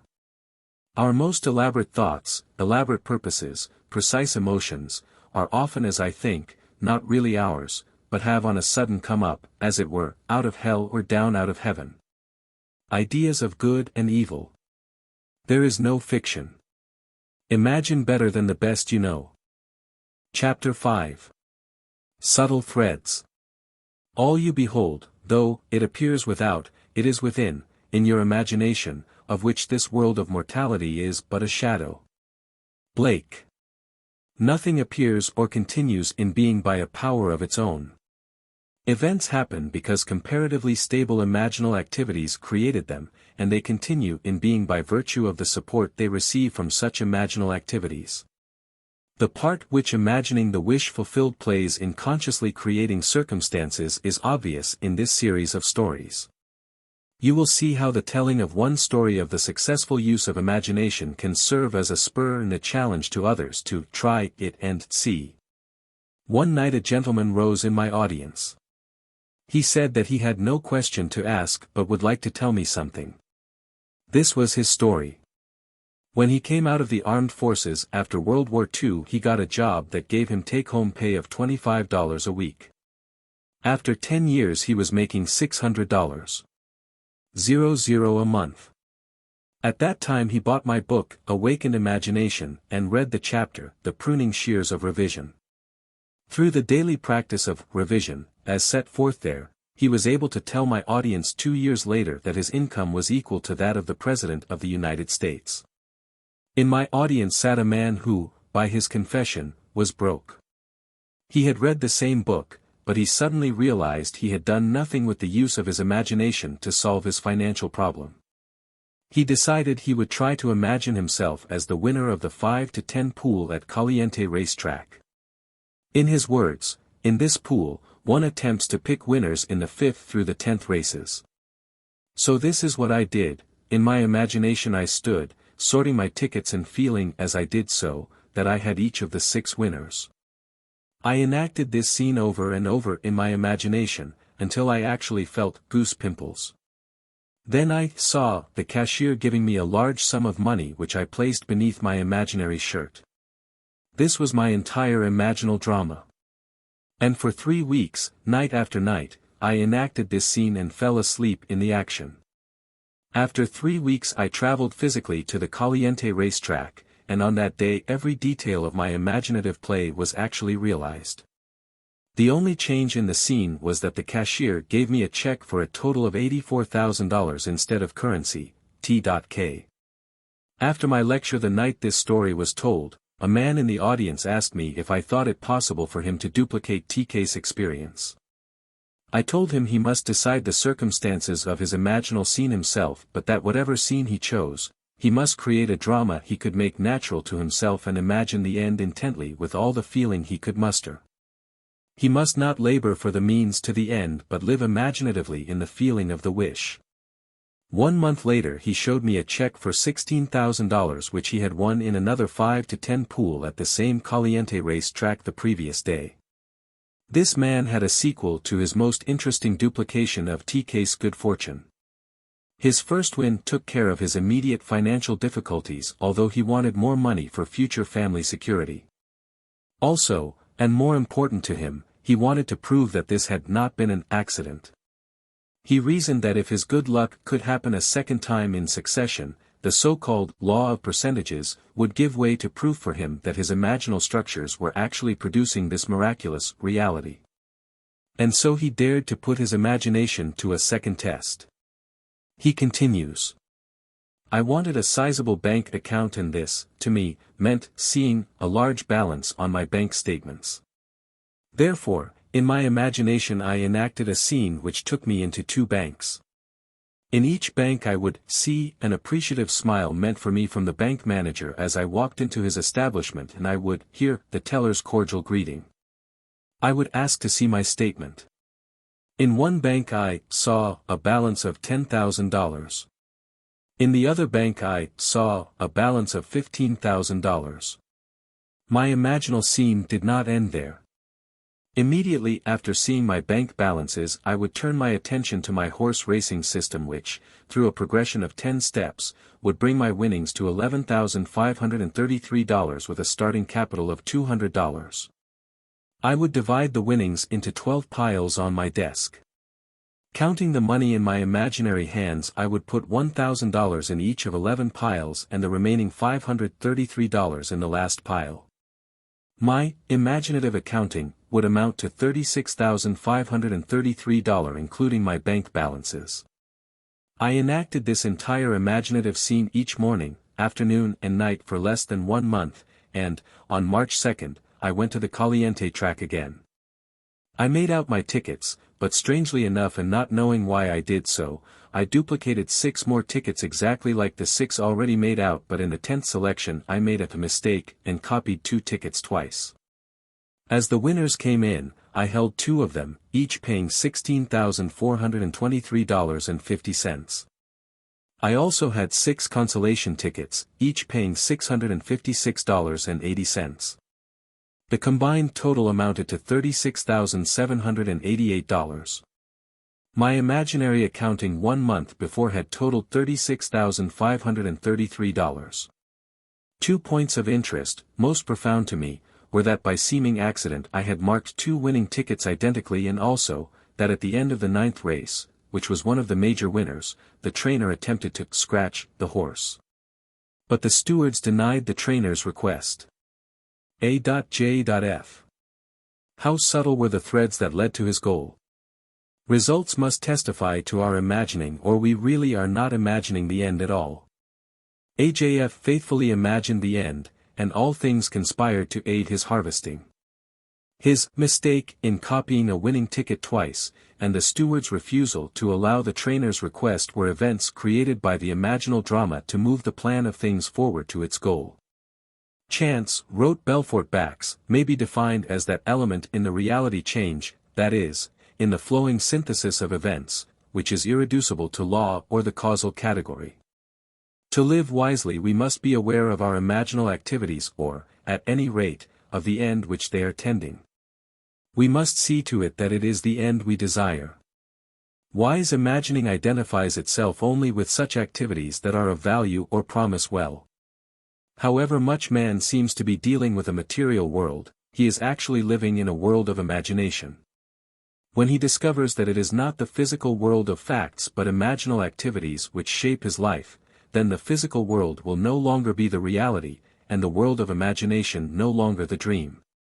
Does the road wind uphill all the way? Yes, to the very end. Will the day's journey take the whole long day? From morn to night, my friend. Christina Georgina Rossetti, Uphill. Chapter 6. Visionary Fancy. The nature of visionary fancy, or imagination, is very little known, and the external nature and permanence of its ever-existent images is considered as less permanent than the things of vegetative and generative nature. Yet the oak dies as well as the lettuce, but its eternal image and individuality never dies, but renews by its seed, just so the imaginative image returns by the seed of contemplative thought. Blake. The images of our imagination are the realities of which any physical manifestation is only the shadow. If we are faithful to vision, the image will create for itself the only physical manifestation of itself it has a right to make. We speak of the reality of a thing when we mean its material substance. That is exactly what an imaginist means by its unreality or shadow. Imagining is spiritual sensation. Enter into the feeling of your wish fulfilled. Through spiritual sensation, through your use of imaginal sight, sound, scent, taste and touch, you will give to your image the sensory vividness necessary to produce that image in your outer or shadow world. Here is the story of one who was faithful to his vision. F.B. being a true imaginist, remembered what he had heard in his imagination. Thus he writes. A friend who knows my passionate fondness for opera tried to get Kirsten Flagstad's complete recording of Tristan and Isolde for me at Christmas.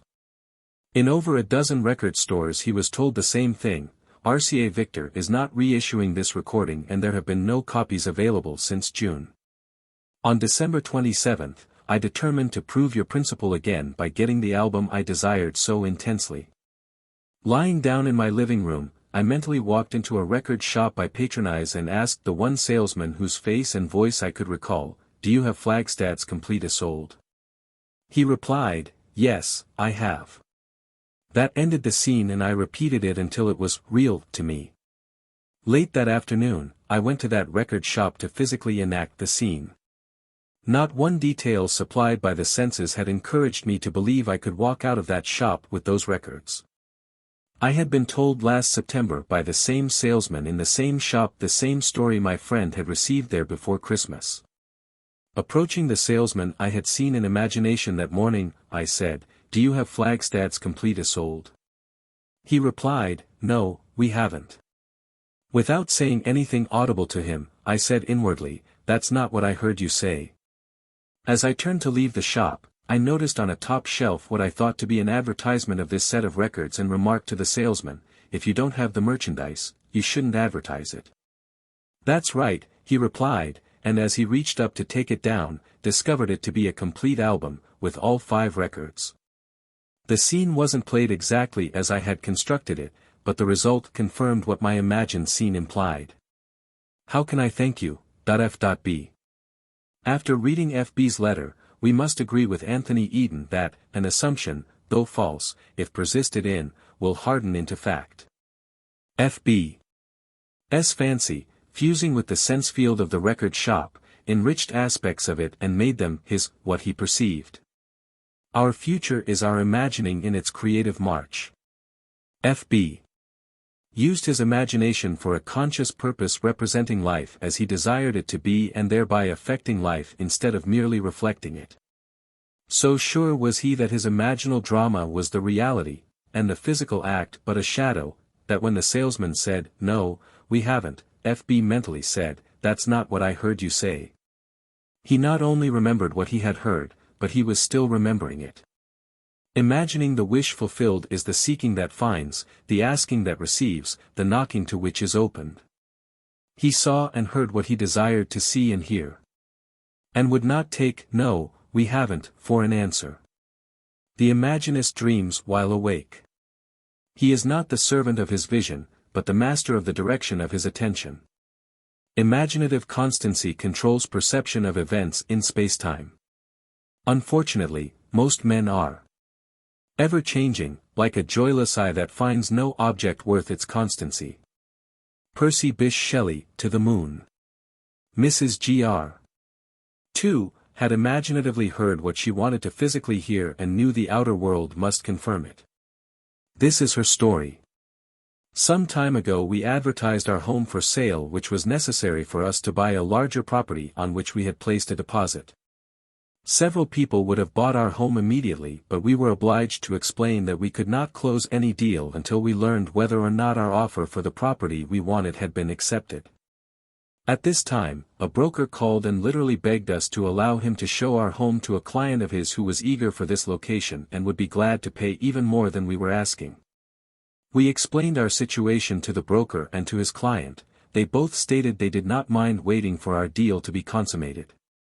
The broker asked us to sign a paper which he said was not binding in any way but would give him first chance at the sale if our other deal went through. We signed the paper and later learned that in California real estate law nothing could have been more binding. A few days later our deal for the new property fell through, so we notified this broker and his verbal response was, "Well, just forget it." 2 weeks later he filed suit against us for $1,500 commission. Trial date was set and we asked for a jury trial. Our attorney assured us he would do all he could, but that the law on this particular point was so stringent that he could not see any possibility of our winning the case. When time for the trial arrived, my husband was in the hospital and could not appear with me in our defense. I had no witnesses, but the broker brought 3 attorneys and a number of witnesses into court against us.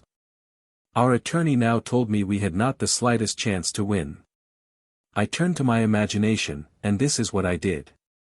Completely disregarding all that had been said by attorneys, witnesses, and the judge who seemed to favor the plaintiff, I thought only of the words I wanted to hear. In my imagination, I listened intently and heard the foreman of the jury say, "We find the defendant not guilty." I listened until I knew it was true. I closed my mind's ear to everything said in that courtroom and heard only those words, "We find the defendant not guilty."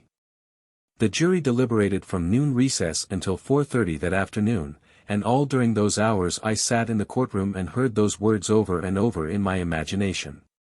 When the jurors returned, the judge asked the foreman to stand and give their verdict. The foreman stood up and said, "We find the defendant not guilty. Mrs. Gr. If there were dreams to sell, what would you buy? Thomas Lovell Beddoes, Dream Peddlery. Would you not buy your wish fulfilled? Your dreams are without price and without money." By locking up the jury in her imagination, hearing only what she wanted to hear, she called the jury to unanimity on her behalf. Imagining being the reality of all that exists, with it the lady achieved her wish fulfilled. Hebel's statement that the poet creates from contemplation is true of imaginists as well. They know how to utilize their video-audio hallucinations to create reality. Nothing is so fatal as conformity. We must not allow ourselves to be girt about by the ringed fixity of fact. Change the image, and thereby change the fact. R.O. employed the art of seeing and feeling to create her vision in imagination. A year ago I took my children to Europe, leaving my furnished apartment in the care of my maid. When we returned a few months later to the United States, I found my maid and all my furniture gone. The apartment superintendent stated that the maid had had my furniture moved, by my request. There was nothing I could do at the moment, so I took my children and moved into a hotel. I, of course, reported the incident to the police and, also, brought in private detectives on the case. Both organizations investigated every moving company and every storage warehouse in New York City, but to no avail. There seemed to be absolutely no trace of my furniture, nor of my maid. Having exhausted all outside sources, I remembered your teaching and decided I would try using my imagination in this matter. So, while seated in my hotel room, I closed my eyes and imagined myself in my own apartment, sitting in my favorite chair and surrounded by all of my personal furnishings. I looked across the living room at the piano on which I kept pictures of my children. I would continue to stare at my piano until the entire room became vividly real to me. I could see my children's pictures and actually feel the upholstery of the chair in which, in my imagination, I sat. The next day, as I came out of my bank, I turned to walk in the direction of my vacant apartment instead of toward my hotel. When I reached the corner, I discovered my mistake and was just about to turn back when my attention was drawn to a very familiar pair of ankles.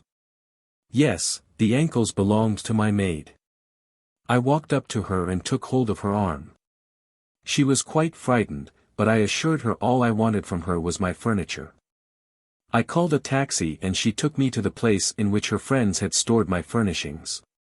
In one day, my imagination had found what an entire big city police force and private investigators could not find in weeks. This lady knew of the secret of imagining before she called in the police, but imagining, in spite of its importance, was forgotten owing to attention being fixed on facts. However, what reason failed to find by force, imagining found without effort. Nothing merely goes on, including the sense of loss, without its imaginal support. By imagining that she was seated in her own chair, in her own living room, surrounded by all of her own furnishings, she withdrew the imaginal support she had given to her sense of loss. And by this imaginal change she recovered her lost furniture and re-established her home. Your imagination is most creative when you imagine things as you desire them to be, building a new experience out of a dream of fancy. To build such a dream of fancy in her imagination, F.G. brought to play all of her senses: sight, sound, touch, smell, even taste. This is her story. Since childhood, I have dreamed of visiting faraway places. The West Indies, particularly, fired my fancy, and I would revel in the feeling of actually being there. Dreams are wonderfully inexpensive, and as an adult I continued to dream my dreams, for I had no money or time to make them come true. Last year I was taken to the hospital in need of surgery.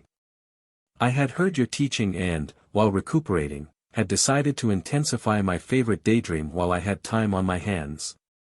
I actually wrote to the Alcoa steamship line asking for free travel folders and pored over them, hour after hour, choosing the ship and the stateroom and the 7 ports I desired most to see. I would close my eyes and, in my imagination, would walk up the gangplank of that ship and feel the movement of water as the great liner pushed its way into free ocean. I heard the thud of waves breaking against the sides of the ship, felt the steaming warmth of a tropical sun on my face and smelled and tasted salt in the air as we all sailed through blue waters. For 1 solid week, confined to a hospital bed, I lived the free and happy experience of actually being on that ship. Then, the day before my release from the hospital, I tucked the colored folders away and forgot them. 2 months later, I received a telegram from an advertising agency telling me I had won a contest. I remembered having deposited a contest coupon some months before in a neighborhood supermarket but had completely forgotten the act. I had won first prize and, wonder of wonders, it entitled me to a Caribbean cruise sponsored by the Alcoa steamship line. But the wonder didn't stop there. The very stateroom I had imaginatively lived in and moved about in while confined to a hospital bed had been assigned to me. And to make an unbelievable story even more unbelievable, I sailed on the one ship I had chosen, which stopped in not one, but all of the 7 ports I had desired to visit. F.G. To travel is the privilege, not of the rich but of the imaginative. Stephen Berrien Stanton, The Essential Life, 1908. Chapter 7. Moods. This is an age in which the mood decides the fortunes of people rather than the fortunes decide the mood. Sir Winston Churchill. Men regard their moods far too much as effects and not sufficiently as causes. Moods are imaginal activities without which no creation is possible. We say that we are happy because we have achieved our goal. We do not realize that the process works equally well in the reverse direction, that we shall achieve our goal because we have assumed the happy feeling of the wish fulfilled. Moods are not only the result of the conditions of our life. They are also the causes of those conditions. In The Psychology of Emotions, Professor Ribot writes, "An idea which is only an idea produces nothing and does nothing. It only acts if it is felt, if it is accompanied by an affective state, if it awakens tendencies, that is to say, motor elements." The lady in the following story so successfully felt the feeling of her wish fulfilled, she made her mood the character of the night, frozen in a delightful dream. Most of us read and love fairy stories, but we all know that stories of improbable riches and good fortune are for the delight of the very young. But are they? I want to tell you of something unbelievably wonderful that happened to me through the power of my imagination, and I am not young in years. We live in an age which believes in neither fable nor magic. And yet everything I could possibly want in my wildest daydreams was given to me by the simple use of what you teach, that imagining creates reality and that feeling is the secret of imagining. At the time this wonderful thing happened to me I was out of a job and had no family to fall back upon for support. I needed just about everything. To find a decent job I needed a car to look for it, and though I had a car, it was so worn out it was ready to fall apart. I was behind in my rent, I had no proper clothes to seek a job. And today it's no fun for a woman of 55 to apply for a job of any kind. My bank account was almost depleted and there was no friend to whom I could turn. But I had been attending your lectures for almost a year and my desperation forced me to put my imagination to the test. Indeed, I had nothing to lose. It was natural for me, I suppose, to begin by imagining myself having everything I needed. But I needed so many things and in such short order that I found myself exhausted when I finally got through the list, and by that time I was so nervous I could not sleep.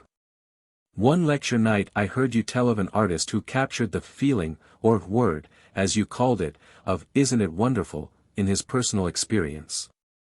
I began to apply this idea to my case. Instead of thinking of and imagining every article I needed, I tried to capture the feeling that something wonderful was happening to me, not tomorrow, not next week but right now. I would say over and over to myself as I fell asleep, "Isn't it wonderful? Something marvelous is happening to me now." And as I fell asleep I would feel the way I would expect to feel under such circumstances. I repeated that imaginary action and feeling for 2 months, night after night, and one day in early October I met a casual friend I hadn't seen for months who informed me he was about to leave on a trip to New York. I had lived in New York many years ago and we talked of the city a few moments and then parted. I completely forgot the incident. 1 month later, to the day, this man called at my apartment and simply handed me a certified check in my name for $2,500. After I got over the initial shock of seeing my name on a check for so much money, the story that unfolded seemed to me like a dream. It concerned a friend I had not seen nor heard from in more than 25 years. This friend of my past, I now learned, had become extremely wealthy in those 25 years. Our mutual acquaintance who had brought the check to me had met him quite by accident during the trip to New York last month. During their conversation they spoke of me, and for reasons I was not to know, for to this day I have not heard from him personally and have never attempted to contact him, this old friend decided to share a portion of his great wealth with me. For the next 2 years, from the office of his attorney, I received monthly checks so generous in amount they not only covered every necessary requirement of daily living, but left much over for all the lovely things of life, a car, clothes, a spacious apartment, and best of all, no need to earn my daily bread. This past month I received a letter and some legal papers to be signed which provide the continuation of this monthly income for the rest of my natural life, T.K. If the fool would persist in his folly he would become wise. William Blake. Sir Winston calls on us to act on the assumption that we already possess that which we sought, to assume a virtue, if we have it not, William Shakespeare's Hamlet. Is this not the secret of miracles? Thus the man with palsy was told to rise, to take up his bed and walk, to mentally act as if he were healed, Matthew 9 verses 1 to 8, Mark 2 verses 1 to 13, Luke 5 verses 18 to 25, John 5 verses 1 to 17. And when the actions of his imagination corresponded with the actions which he would physically perform where he was healed. This is a story about which some may say, it would have happened anyway, but those who read it carefully will find room to wonder. It begins 1 year ago as I left Los Angeles to visit my daughter in San Francisco. Instead of the happy-natured individual she had always been, I found her in deep distress. Not knowing the cause of her anguish and not wishing to ask, I waited until she told me that she was in great financial trouble and must have $3,000 immediately. I am not a poor woman, but I didn't have much cash I could put my hands on that quickly. Knowing my daughter, I knew she would not have accepted it anyway. I offered to borrow the money for her, but she refused and instead asked me to help her in my way. She meant using my imagination, for I had often told her of your teaching and some of my words must have struck home.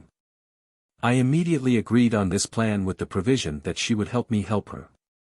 We decided on an imaginal scene we could both practice that involved seeing money coming to her from everywhere. We felt money was flooding toward her from every corner, until she was in the middle of a sea of money, but we did this always with the feeling of joy for anyone concerned, and we had no thought of means, only happiness for all. The idea seemed to catch fire with her, and I know she was responsible for what happened a few days later. She was certainly transformed back to the happy, confident mood that was natural to her, though there was no evidence of any real money coming in at the time. I left to return home in the East. When I arrived home I called my mother, a lovely young lady of 91, who immediately asked me to come and see her. I wanted a day's rest, but she couldn't wait, it had to be now. Of course I went, and after greeting me, she handed me a check for $3,000 made out to my daughter. Before I could speak, she handed me 3 additional checks totaling $1,500 made in favor of my daughter's children. Her reason? She explained that she had suddenly decided the day before to give what she had in cash to those she loved while she was still here, to know of their happiness in receiving it. It would have happened anyway. No, not like this. Not within days of my daughter's frantic need, and then her sudden transformation to a mood of joy. I know that her imaginal act caused this wonderful change, bringing not only great joy to the receiver but to the giver as well. P.S. I almost forgot to add that among the checks so lavishly given, was one for me too, for $3,000. M.B. The boundless opportunities opened by recognizing the shift of the focus of imagining are beyond measure. There are no boundaries. The drama of life is an imaginal activity in which we bring to pass by our moods rather than by our physical acts. Moods so ably guide all towards that which they affirm, they may be said to create the circumstances of life and dictate the events.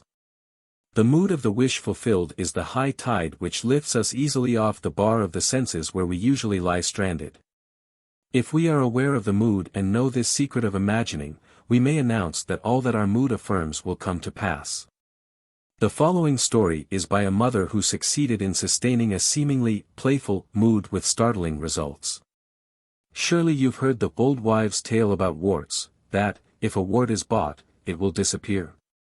I've known this story from childhood, but not until I heard your lectures did I realize the truth hidden in the old tale.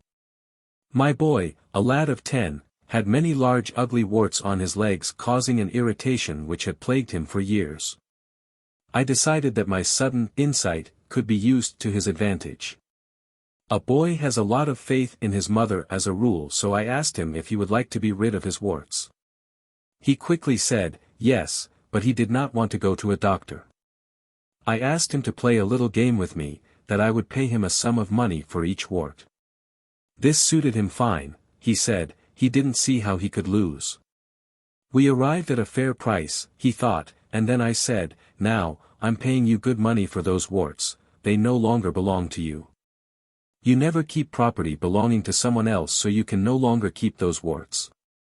They will disappear. It may take a day, 2 days, or a month, but remember that I've bought them and they belong to me. My son was delighted with our game, and the results sound like something read in old musty books on magic. But, believe me, within 10 days the warts began to fade, and, at the end of 1 month every wart on his body had completely disappeared. There is a sequel to this story, for I've bought warts from many people. They, too, thought it great fun and accepted my 5, 7, or 10 cents a wart. In each case the wart disappeared, but really, only one person believes me when I tell him his imagination, alone, took away the warts. That one person is my young son, J.R. Man imagining himself into a mood takes on himself the results of the mood. If he does not imagine himself into the mood, he is ever free of the result. The great Irish mystic, A.E. George William Russell wrote in The Candle of Vision, I became aware of a swift echo or response to my own moods in circumstance which had seemed hitherto immutable in its indifference. I could prophesy from the uprising of new moods in myself that I, without search, would soon meet people of a certain character, and so I met them. Even inanimate things were under the sway of these affinities. But man need not wait for the uprising of new moods in himself, he can create happy moods at will. Chapter 8. Through the Looking Glass. A man that looks on glass. On it may stay his eye. Or if he pleaseth, through it pass. And then the heave N.S.B. George Herbert, The Elixir. Objects, to be perceived, must first penetrate in some manner our brain, but we are not, because of this, interlocked with our environment. Although normal consciousness is focused on the senses and is usually restricted to them, it is possible for man to pass through his sense fixation into any imaginal structure which he conceives and so fully occupies it that it is more alive and more responsive than that on which his senses stay his eye. If this were not true, man would be an automaton reflecting life, never affecting it. Man, who is all imagination, is not tenant to the brain, but landlord. He need not rest content with the appearance of things. He can go beyond perceptual to conceptual awareness. This ability, to pass through the mechanical reflective structure of the senses, is the most important discovery man can make. It reveals man as a center of imagining with powers of intervention which enable him to alter the course of observed events, moving from success to success through a series of mental transformations in himself. Attention, the spearhead of imagining, may be either attracted from without as his senses stay his eye, or directed from within, if he pleases, and through the senses pass into the wish fulfilled. To move from perceptual awareness, or things as they seem, to conceptual awareness, or things as they ought to be, we imagine as vivid and as lifelike a representation as possible of what we would see, hear, and do, were we physically present. And physically experiencing things as they ought to be and imaginatively participate in that scene. The following story tells of one who went through the glass and broke the chains that bound her. 2 years ago I was taken to the hospital with a serious blood clot condition which apparently had affected the entire vascular system, causing hardening of arteries and arthritis. A nerve in my head was damaged and my thyroid enlarged.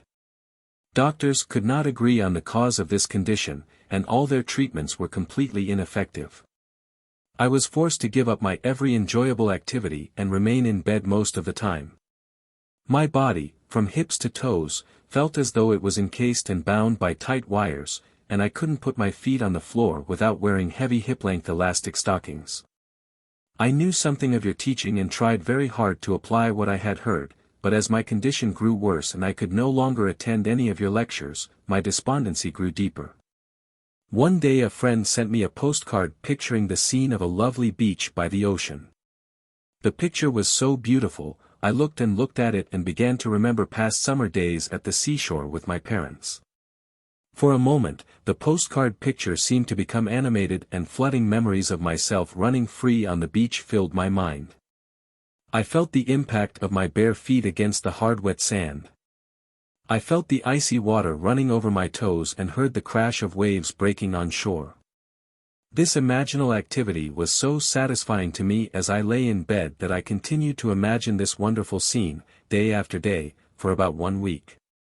One morning, I moved from my bed to a couch and had started to sit up when I was seized with such an excruciating pain my entire body became paralyzed. I could neither sit up nor lie down. This terrible pain lasted for more than a full minute, but when it stopped, I was free. It seemed as if all the wires binding my legs had been cut. One moment I was bound, the next moment I was free. Not by degrees, but instantly, v.h. We walk by faith, not by sight. 2 Corinthians 5 verse 7. When we walk by sight, we know our way by objects which our eyes see. When we walk by faith, we order our life by scenes and actions which only imagination sees. Man perceives by the eye of imagination or by sense. But two mental attitudes to perception are possible, the creative imaginative effort which meets with an imaginative response, or the unimaginative staying of the eye which merely reflects. Man has within him the principle of life and the principle of death.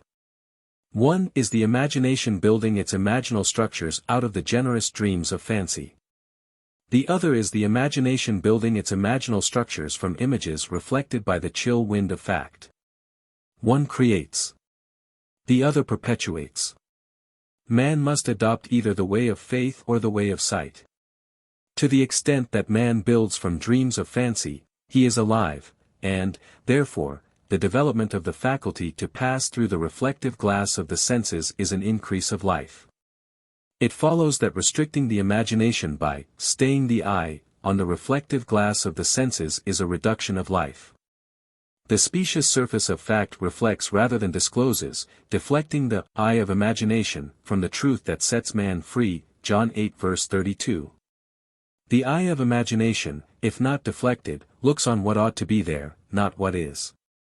However familiar the scene on which sight rests, the eye of imagination could gaze on one never before witnessed. It is this eye of imagination, and only this, that can free us from the sense fixation of outer things which completely dominates our ordinary existence and keeps us looking on the reflective glass of facts. It is possible to pass from thinking of to thinking from, but the crucial matter is thinking from, i.e., experiencing the state, for that experience means unification. Whereas in thinking of there is always subject and object, the thinking individual and the thing thought of. Self-abandonment. That is the secret. We have to abandon ourselves to the state, in our love for the state, and in so doing live the life of the state and no more our present state. Imagination seizes upon the life of the state and gives itself to the expression of the life of that state. Faith plus love is self-commission. We can't commit ourselves to what we do not love. Never would you have made anything if you had not loved it. For you love all the things that are, and despise nothing which you have made, for never would you have made anything, if you hated it. Book of Wisdom 11:24. And to make the state alive, one must become it. I live, yet not I, God lives in me, and the life I now live in the flesh, I live by the faith of God, who loved me and gave himself for me. I am crucified with Christ, nevertheless I live. Yet not I, but Christ lives in me, and the life which I now live in the flesh I live by the faith of the Son of God, who loved me, and gave himself for me. Galatians 2 verse 20.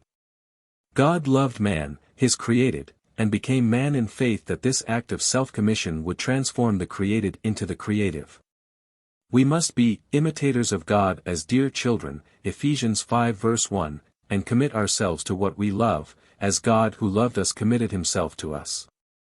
We must be the state to experience the state. The center of conscious imagining can be shifted, and what are now mere wishes, imaginal activities keyed low, brought into penetrative focus and entered. Entrance commits us to the state. The possibilities of such shifting of the center of imagining are startling. The activities concerned are psychical throughout.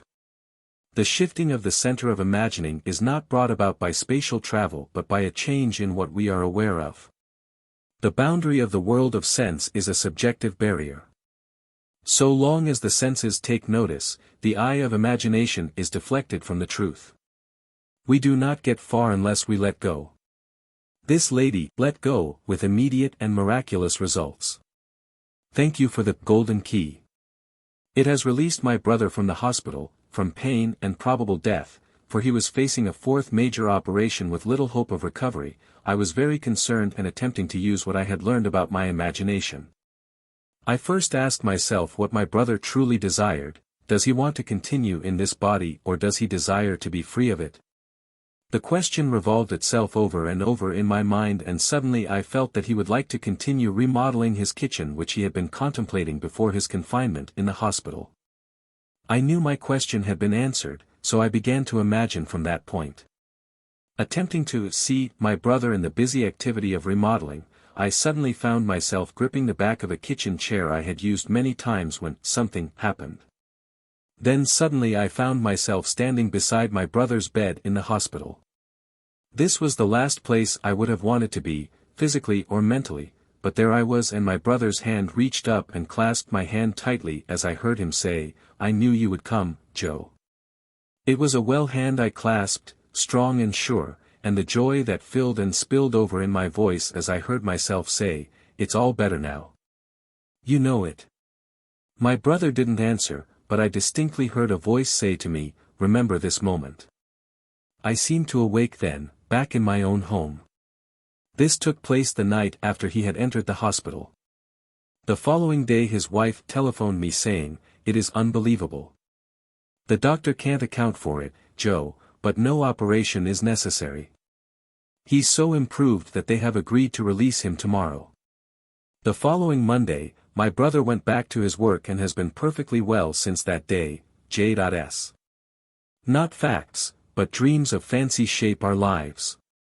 She needed no compass to find her brother, nor tools to operate, only the eye of imagination. In the world of sense we see what we have to see, in the world of imagination we see what we want to see. And seeing it, we create it for the world of sense to see. We see the outer world automatically.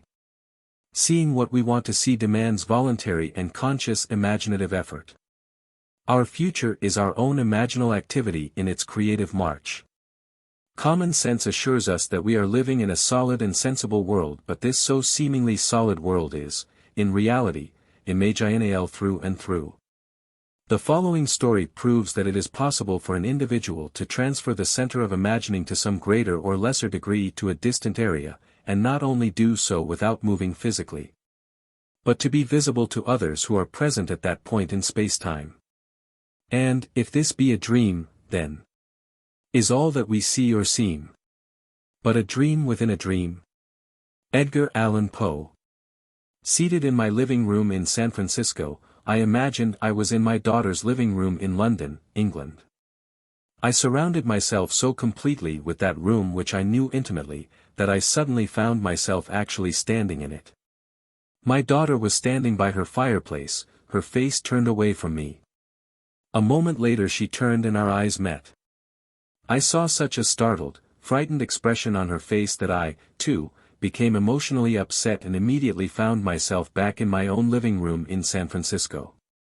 5 days later, I received an airmail letter from my daughter which had been written on the day of my experiment with imaginal travel. In her letter she told me she had seen me in her living room that day just as real as though I were actually standing there in the flesh. She confessed she had been very frightened and that before she could speak, I had vanished. The time of this visitation, as she gave it in her letter, was exactly the time I had begun the imaginative action, allowing, of course, for the difference in time between the 2 points. She explained that she told her husband of this amazing experience and he insisted that she write to me immediately as he stated, "Your mother must have died or is dying."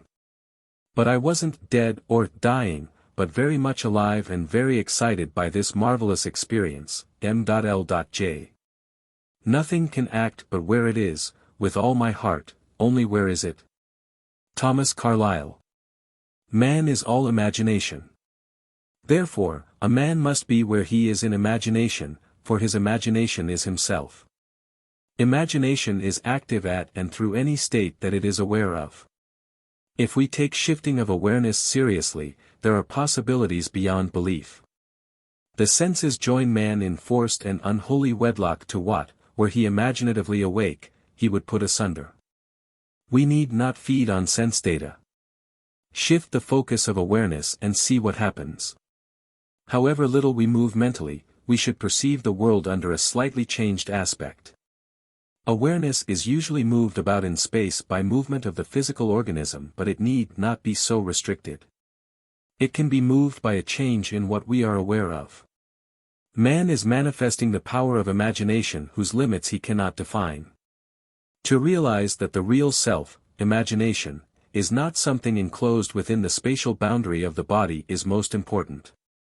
The foregoing story proves that when we meet a person in the flesh, that his real self need not be present in space where his body is. It also shows that sense perception can be thrown into operation outside of the normal physical means, and that the sense data produced is of the same kind as those which occur in normal perception. The idea in the mother's mind which started the whole process going was the very definite idea of being in the place where her daughter lived. And if the mother really were in that place, and if the daughter were present, then she would have to be perceptible to her daughter. We can only hope to understand this experience in imaginal, and not in mechanical or materialistic terms. The mother imagined elsewhere as being here. London was just as here to her daughter living there as San Francisco was here to the mother living there. It hardly ever crosses our minds that this world might be different in essence from what common sense tells us it so obviously is. Blake writes, "I question not my corporeal or vegetative eye any more than I would question a window concerning a sight. I look through it and not with it."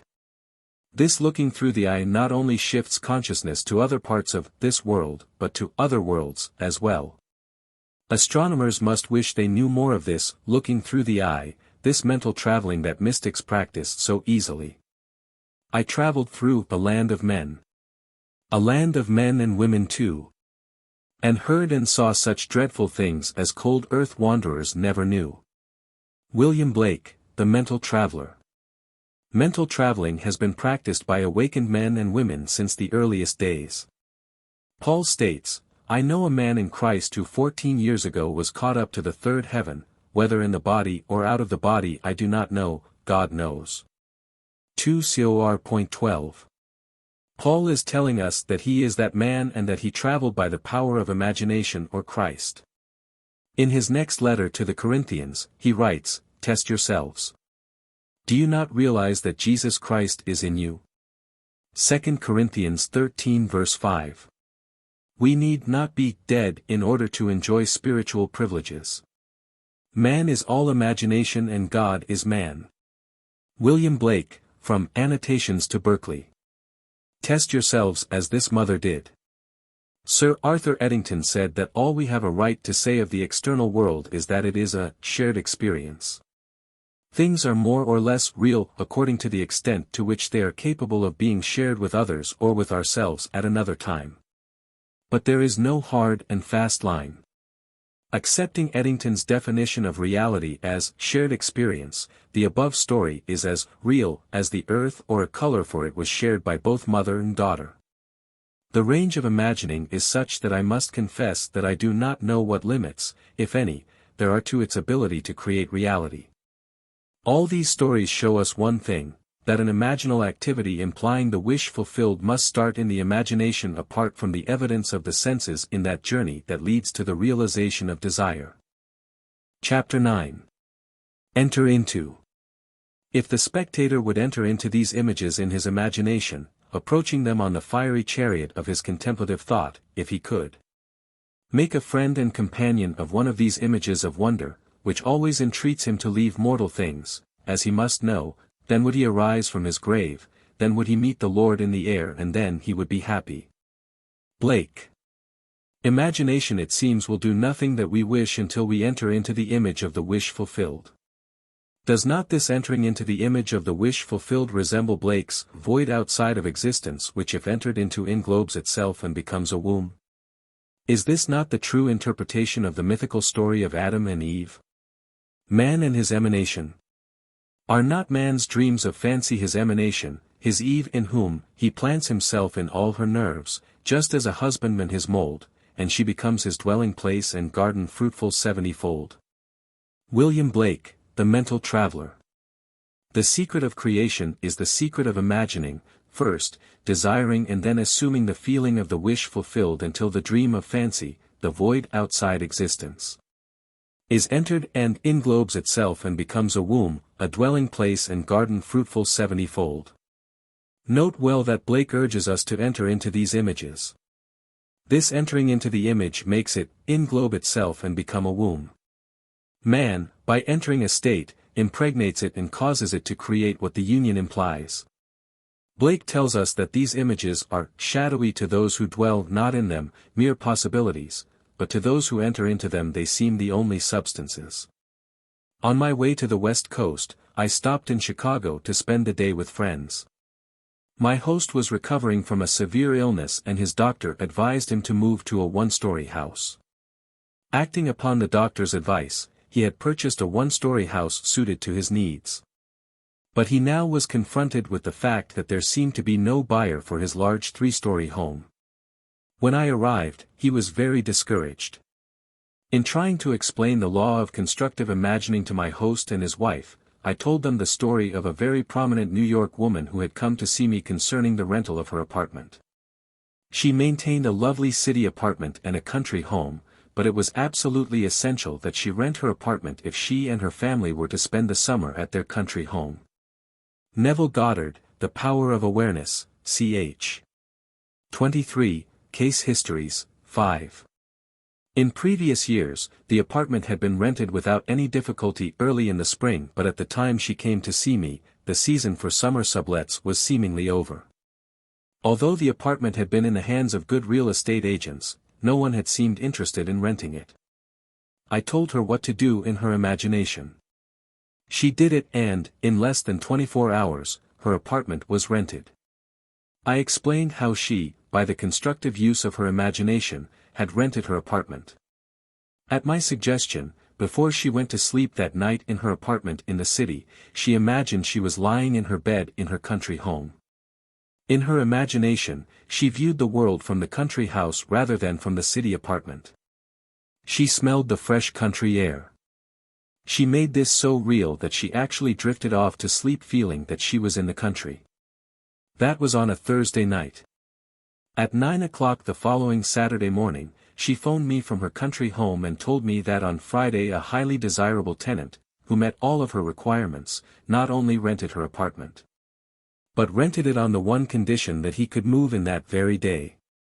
I suggested to my friends that they build an imaginal structure as this woman had done, and that was to sleep, imagining they were physically present in their new home, feeling they had sold their old home. I explained to them the wide difference between thinking of the image of their new house, and thinking from the image of their new house. Thinking of it is a confession they are not in it, thinking from it is proof that they are in it. Entering into the image would give substance to the image. Their physical occupancy of the new house would follow automatically. I explained that what the world looks like depends entirely on where man is when he makes his observation. And man, being all imagination, must be where he is in imagination. This concept of causation disturbed them, for it smacked of magic or superstition, but they promised they would try it. I left that night for California, and the following evening the conductor on the train in which I was traveling handed me a telegram. It read, "House sold midnight last." 1 week later, they wrote and told me that the very night I left Chicago they fell asleep physically in the old house but mentally in the new, viewing the world from the new home, imagining how things would sound if this were true. They were awakened that very night from their sleep to be told the house was sold. Not until the image is entered, until Eve is known, does the event burst upon the world. The wish fulfilled must be conceived in the imagination of man before the event can evolve out of what Blake calls the void. This next story proves that by shifting the focus of her imagining, Mrs. M.F. entered physically into where she had persisted in being imaginatively. Soon after our marriage, my husband and I decided that our greatest joint desire was a year in Europe. This objective may seem reasonable to a lot of people, but to us, tied to a narrow sphere of limited finances, it seemed not only unreasonable, but completely ridiculous. Europe might as well have been another planet. But I had heard your teaching, so I persisted in falling asleep in England. Why England necessarily, I cannot tell, except that I had seen a current motion picture featuring the area around Buckingham Palace and had promptly fallen in love with the scene. All I did in my imagination was to stand quietly outside the great iron gates and feel the cold metal bars gripped tightly in my hands as I viewed the palace. For many, many nights I felt an intense joy at being there and fell asleep in this happy state. Soon after, my husband met a stranger at a party who, within 1 month, was instrumental in securing a teaching fellowship for him at a great university. Imagine my excitement when I heard the university was in England. Tied to a narrow sphere. Within another month, we were crossing the Atlantic and our supposedly insurmountable difficulties melted as though they never existed. We had our year in Europe, one of the happiest years of my life, M.F. What the world looks like depends entirely on where man is when he makes his observations. And man, being all imagination, must be where he is in imagination. The stone which the builders rejected has become the chief cornerstone. Psalm 118 verse 22. That stone is imagining. I acquaint you with this secret and leave you to act or react. This is the famous stone that turneth all to gold. For that which God doth touch and own cannot for less be told. George Herbert, The Elixir. My home is old but it is mine. I wanted the exterior painted and the interior redecorated, yet I had no money to accomplish either objective. You told us to live as though our desire is already a reality, and this I began to do, imagining my old house with a brand new coat of paint, new furnishings, new decoration, and all the trimmings. I walked, in my imagination, through the newly decorated rooms. I walked around the outside admiring the fresh paint, and, at the end of my imaginal act, I handed the contractor a check for payment in full. I entered this imaginal scene faithfully as often as I could during the day and each night before I fell asleep. Within 2 weeks, I received a registered letter from Lloyd's of London, telling me I had inherited $7,000 from a woman I had never met. I had known her brother slightly almost 40 years before and had performed a small service 15 years ago for the lady when this brother had died in our country. And she had written to me asking for particulars regarding his death which I was able to provide. I had not heard from her since that time. Now, here was the check for $7,000, more than enough to cover the cost of my house restoration, plus many, many other things I desired, e.c.a. He who does not imagine in stronger and better lineaments, and in stronger and better light than his perishing and mortal eye can see, does not imagine at all. Blake. Unless the individual imagines himself, someone else, or somewhere else, the present conditions and circumstances of his life will continue in being and his problems recur, for all events renew themselves from his constant images. By him they were made, by him they continue in being, and by him they can cease to be. The secret of causation is in the assembled imagery, but a word of warning, the assemblage must have meaning. It must imply something or it will not form the creative activity, the word. Chapter 10. Things which do not appear. What is seen was made out of things which do not appear. Heb. 11:3. Human history, with its forms of governments, its revolutions, its wars, and in fact the rise and fall of nations, could be written in terms of the rise and fall of ideas implanted in the minds of men. Herbert Hoover. The secret of imagining is the greatest of all problems to the solution of which the mystic aspires. Supreme power, supreme wisdom, supreme delight lie in the far-off solution of this mystery. Douglas Fawcett. To refuse to recognize the creative power of man's invisible, imaginal activity, is too great to be argued with. Man, through his imaginal activity, literally, calls into existence the things that do not exist, Romans 4 verse 17. By man's imaginal activity, all things are made, and without such activity, was not anything made that was made, John 1 verse 3. Such causal activity could be defined as, an imaginal assemblage of images, which occurring, some physical event invariably takes place. It is for us to assemble the images of happy outcome and then keep from interfering. The event must not be forced but allowed to happen. If imagination is the only thing that acts, or is, in existing beings of men, as Blake believed, then, we should never be certain that it was not some woman treading in the wine-press who began that subtle change in men's minds, William Butler Yeats.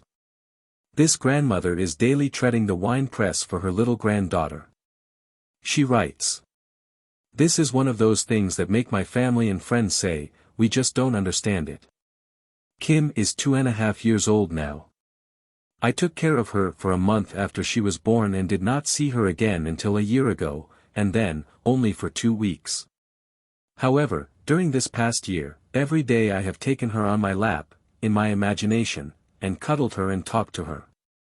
In these imaginal acts, I go over all the wonderful things about Kim. God is growing through me, God is loving through me, etc. At first, I would get the response of a very young child. When I started, God is growing through me, she would reply, me. Now, as I start, she completes the whole sentence. Another thing that has happened is, as the months have passed, as I take her, in my imagination, on my lap, she has grown constantly larger and heavier. Kim hasn't even seen a picture of me in this past year. At the most, I could only be a name to her. Now, sometime each day, her family tells me, she starts talking about me, to no one in particular, just talking. Sometimes it goes on for an hour, or she goes to the phone and pretends to call. In her monologue are such bits as, my DD loves me. My DD always comes to see me every day. Even though I know what I have been doing in my imagination, it has caused me, to wonder much. U.K. All imaginative men and women are forever casting forth enchantments, and all passive men and women, who have no powerful imaginative lives, are continually passing under the spell of their power. There is no form in nature, which is not produced by, and sustained by some imaginal activity. Therefore, any change in the imaginal activity must result in a corresponding change in form. To imagine a substitute image for unwanted or defective content is to create it. If only we persist in our ideal imaginal activity and do not let lesser satisfactions suffice, ours shall be the victory. When I read in Seed Time and Harvest the story of the school teacher who, through her imagination, in daily revision, transformed a delinquent pupil into a lovely girl, I decided to do something about a young boy in my husband's school. To tell all the problems involved would take pages, for my husband has never had such a difficult child nor such a trying parent situation. The lad was too young to be expelled, yet the teachers refused to have him in their classes. To make matters worse, the mother and grandmother literally camped on the school grounds making trouble for everyone. I wanted to help the boy, but I also wanted to help my husband. So, nightly, I constructed two scenes in my imagination. 1. Saw a perfectly normal, happy child. 2. I heard my husband say, I can't believe it, dear, but do you know, R. is acting like a normal boy, now, and it is heaven not having those two women around. After 2 months of persisting in my imaginal play, night after night, my husband came home and said, it's like heaven around school, not exactly the same words but close enough for me. The grandmother had become involved in something that took her out of town and the mother had to accompany her. At the same time a new teacher had welcomed the challenge of R, and he was progressing wonderfully well into all I imagined for him. G.B. It is useless to hold standards that we do not apply. Unlike Portia, who said, I can easier teach 20 what were good to be done, than be one of the 20 to follow mine own teaching. William Shakespeare, The Merchant of Venice. G.B. followed her own teaching. It is fatally easy to make the acceptance of the imaginal faith a substitute for living by it. He has sent me to bind up the broken-hearted, to proclaim liberty to the captives, and the opening of the prison to those who are bound. Isaiah 61 verse 1. Chapter 11. The Potter. Arise, and go down to the potter's house, and there I will let you hear my words. So, I went down to the potter's house, and there he was working at his wheel. And the vessel he was making of clay was spoiled in the potter's hand, and he reworked it into another vessel, as it seemed good to the potter to do. Jeremiah 18 verses 2-4. The word translated potter means imagination. Out of material others would have thrown away as useless, an awakened imagination refashions it as it ought to be. O Lord, thou art our Father, we are the clay, and thou art our potter, we are all the work of thy hand. Isaiah 64 verse 8. This conception of creation as a work of imagination, and the Lord our Father as our imagination, will take us further into the mystery of creation than any other guide.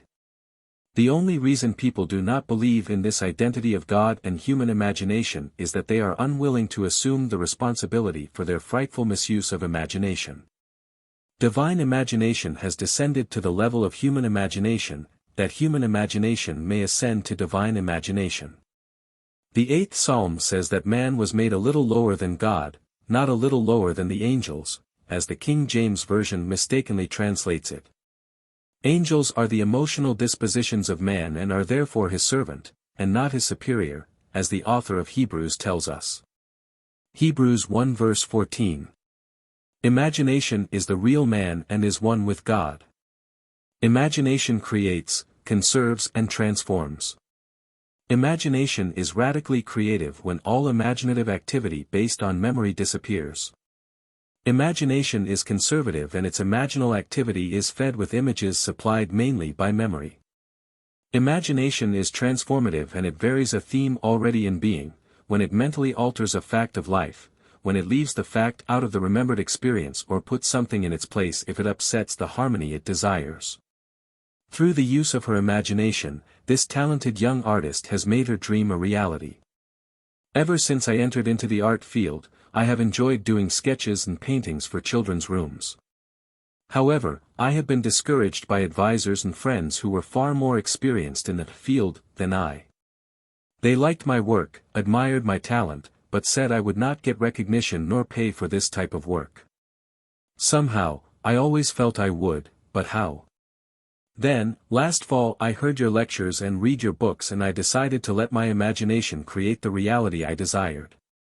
This is what I did daily. I imagined I was in a gallery, there was a great deal of excitement about me, on the walls hung my art, only mine, a one-woman show, and I saw red stars on many of the pictures. This would indicate that they had been sold. This is what happened. Just before Christmas, I did a mobile for a friend who showed it in turn to a friend of hers who owns an art import shop in Pasadena. He expressed a desire to meet me, so I took a few samples of my work along. When he looked at the very first painting he said he would like to give me a one-woman show in the spring. The night of the opening, April 17th, an interior decorator came and liked and commissioned me to do a collage for a little boy's room, which will appear in the September issue of Good Housekeeping for the 1961 House of the Year. Later, during the showing another decorator came and admired my work so much, he asked if he might arrange for me to meet the right interior decorators and the right owners of galleries who would buy and display my work properly. Incidentally, the show was a financial success for the owner of the gallery, as well as for me. The interesting thing about this is that seemingly these three men came to me out of the blue. Certainly, I made no effort during the time of my imagining to contact anyone, but, now, I am getting recognition and have a market for my work. And, now, I know without a shadow of doubt that there is no, when you seriously apply this principle that imagining creates reality. G.L. She tested the potter and proved his creativity in performance. Only the indolent mind would fail to rise to this challenge. Paul states, the Spirit of God dwells in you, 1 Corinthians 3 verse 16, Romans 8:9, 8:11, James 4 verse 5, now, examine yourselves to see whether you are holding to your faith. Test yourselves. Do you not realize that Jesus Christ is in you? Unless indeed you fail to meet the test. I hope you will find out that we have not failed, 2 Corinthians 13 verses 5 and 6. If all things were made through him, and without him was not anything made that was made, John 1 verse 3, it should not be difficult for man to test himself to find out who this Creator in himself is. The test will prove to man that his imagination is the one, who gives life to the dead and calls into existence the things that do not exist. Romans 4 verse 17. The potter's presence in us is inferred from what he does there. We cannot see him there as one, not ourselves. The nature of the potter, Jesus Christ, is to create and there is no creation without him. Every recorded story in this book is just such a test as Paul asked the Corinthians to make. God really and truly exists in man, in every human being. God wholly becomes us. He is not our virtue but our real selves, our imagination. The following illustrations from the mineral world may help us to see how supreme imagining and human imagining could be one and the same power and yet be vastly different in their creativity. Diamond is the world's hardest mineral. Graphite, used in lead pencils, is one of the softest. Yet both minerals are pure carbon. The vast difference in the properties of the two forms of carbon is believed to be caused by a different arrangement of the carbon atoms. But whether the difference is produced by a different arrangement of the carbon atoms or not, all agree that diamond and graphite are one substance, pure carbon. The purpose of life is the creative realization of desire. Man, lacking desire, could not exist efficiently in a world of continuous problems requiring continuing solutions. A desire is an awareness of something we lack or need to make life more enjoyable. Desires always have some personal gain in view. The greater the anticipated gain, the more intense the desire. There is no really unselfish desire. Even when our desire is for another, we are still seeking to gratify desire. To attain our desire we should imagine scenes implying their fulfillment, and enact the scene in our imagination, if only momentarily, with a joy sufficiently felt within its limits to make it natural. It is like a child dressing up and playing queen. We must imagine we are what we would like to be. We must play it in imagination first, not as a spectator, as an actor. This lady imaginatively played queen by being where she wanted to be in her imagination. She was the true actor in this theater. My desire was to attend a matinee performance of a famous pantomimist currently playing in one of the largest theaters of our city. Because of the intimate nature of this art, I wanted to sit in the orchestra. But I didn't have even the price of a balcony ticket. The night I determined to have this pleasure for myself, in my imagination, I fell asleep watching the wondrous performer.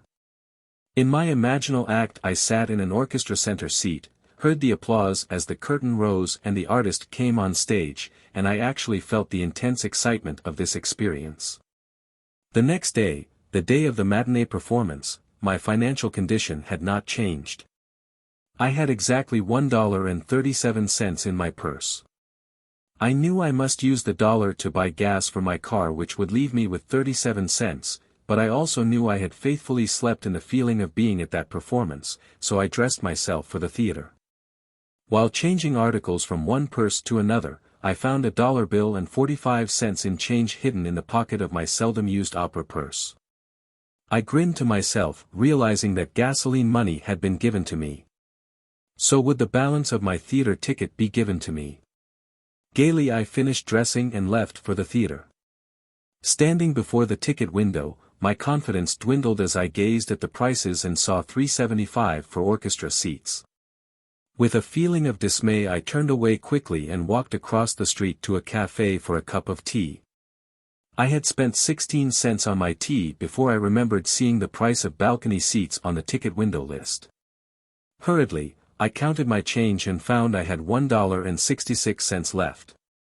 Running back to the theater, I bought the cheapest seat available, which cost $1.55. With 1 dime left in my purse, I went through the entrance and the usher tore my ticket in half, saying, "Upstairs, left, please." The performance was about to begin, but ignoring the usher's instructions, I walked into the main floor ladies' restroom. Still determined to sit in the orchestra section, I sat down, closed my eyes and kept my inward sight riveted on the stage from the direction of the orchestra. At that moment, a group of women walked into the restroom, all talking at once, but I heard only one conversation as a woman speaking to her companion, said, "But I waited and waited until the last moment.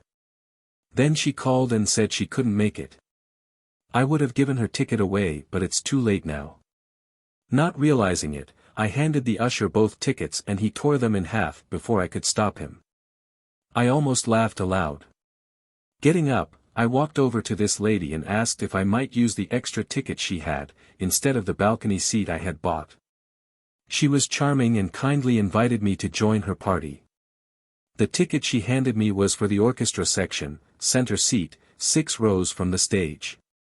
I sat in that seat only moments before the curtain rose on a performance I had witnessed the night before from that seat, in my imagination, J.R. We must actually be, in imagination. It is one thing to think of the end, and another thing to think from the end.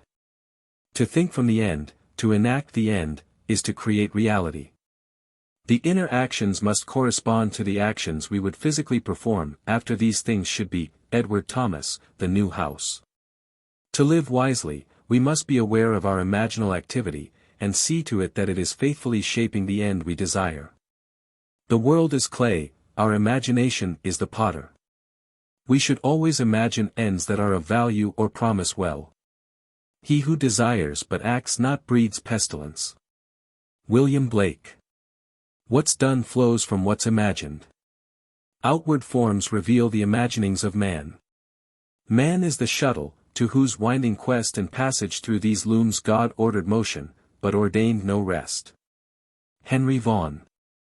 I run a small business, solely owned, and a few years ago it seemed that my venture would end in failure. For some months, sales had fallen steadily and I found myself in a financial jam, along with thousands of other small businessmen, as this period spanned one of our country's minor recessions.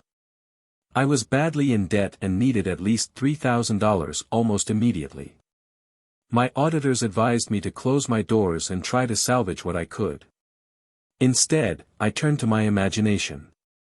I knew your teaching but had never actually attempted to solve any problem in this manner. I was frankly skeptical of the entire idea that imagination can create reality, but I was also desperate, and desperation forced me to test your teaching. I imagined my office receiving $4,000 unexpectedly in remittances due. This money would have to come from new orders as my accounts receivable were practically non-existent, but this seemed far-fetched as I hadn't received this much in sales during the last 4 months or more. Nevertheless, I kept my imaginal picture of receiving this amount of money steadily before me for 3 days. Early the 4th morning a customer I had not heard from in months called me on the telephone asking me to come and see him personally. I was to bring a quotation previously given him for machinery needed by his factory. The quotation was months old, but I dug it out of my files and lost no time in arriving at his office that day. I wrote out the order which he signed, but I saw no immediate help for me in the transaction as the equipment he wanted would take from 4 to 6 months for factory delivery, and of course, my customer did not have to pay for it until delivered. I thanked him for the order and rose to leave. He stopped me at the door and handed me a check for a little over $4,000, saying, "I want to pay for the merchandise now, in advance, for tax purposes, you know. You don't mind?" No, I didn't mind. I realized what had happened the moment I took that check into my hands. Within 3 days, my imaginal act had done for me what I hadn't been able to do in months of desperate financial shuffling. I know, now, that imagination could have brought $40,000 into my business just as easily as 4,000.L.N.C. O Lord, Thou art our Father, we are the clay, and Thou art our potter, we are all the work of Thy hand. Isaiah 64 verse 8. Chapter 12. Attitudes. Mental things are alone real, what is called corporeal, nobody knows of its dwelling place, it is in fallacy, and its existence an imposture.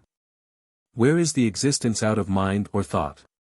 Where is it but in the mind of a fool? Blake. Memory, though faulty, is adequate to the call for sameness. If we remember another as we have known him, we recreate him in that image, and the past will be recognized in the present. Imagining creates reality. If there is room for improvement, we should reconstruct him with new content, visualize him as we would like him to be, rather than have him bear the burden of our memory of him. Everything possible to be believed is an image of truth. Blake. The following story is by one who believes that imagining creates reality, and acting on this belief changed his attitude toward a stranger and bore witness to this change in reality. More than 20 years ago, when I was a green farm boy newly arrived in Boston to attend school, a panhandler asked me for money for a meal. Although the money I had was pitifully insufficient for my own needs, I gave him what was in my pocket. A few hours later the same man, by this time staggering drunk, stopped me again and asked for money. I was so outraged to think the money I could so ill afford had been put to such use, I made myself a solemn pledge that I would never again listen to the plea of a street beggar. Through the years I kept my pledge, but every time I refused anyone, my conscience needled me. I felt guilty even to the point of developing a sharp pain in my stomach, but I couldn't bring myself to unbend. The early part of this year, a man stopped me as I was walking my dog and asked for money so he could eat. True to the old pledge, I refused him. His manner was gracious as he accepted my refusal. He even admired my dog and spoke of a family in New York State he knew that raised Cocker Spaniels. This time my conscience was really pricking me. As he went on his way, I determined to remake that scene as I wished it had been, so I stopped right there on the street, closed my eyes for only a few moments and enacted the scene differently. In my imagination I had the same man approach me, only this time he opened the conversation by admiring my dog.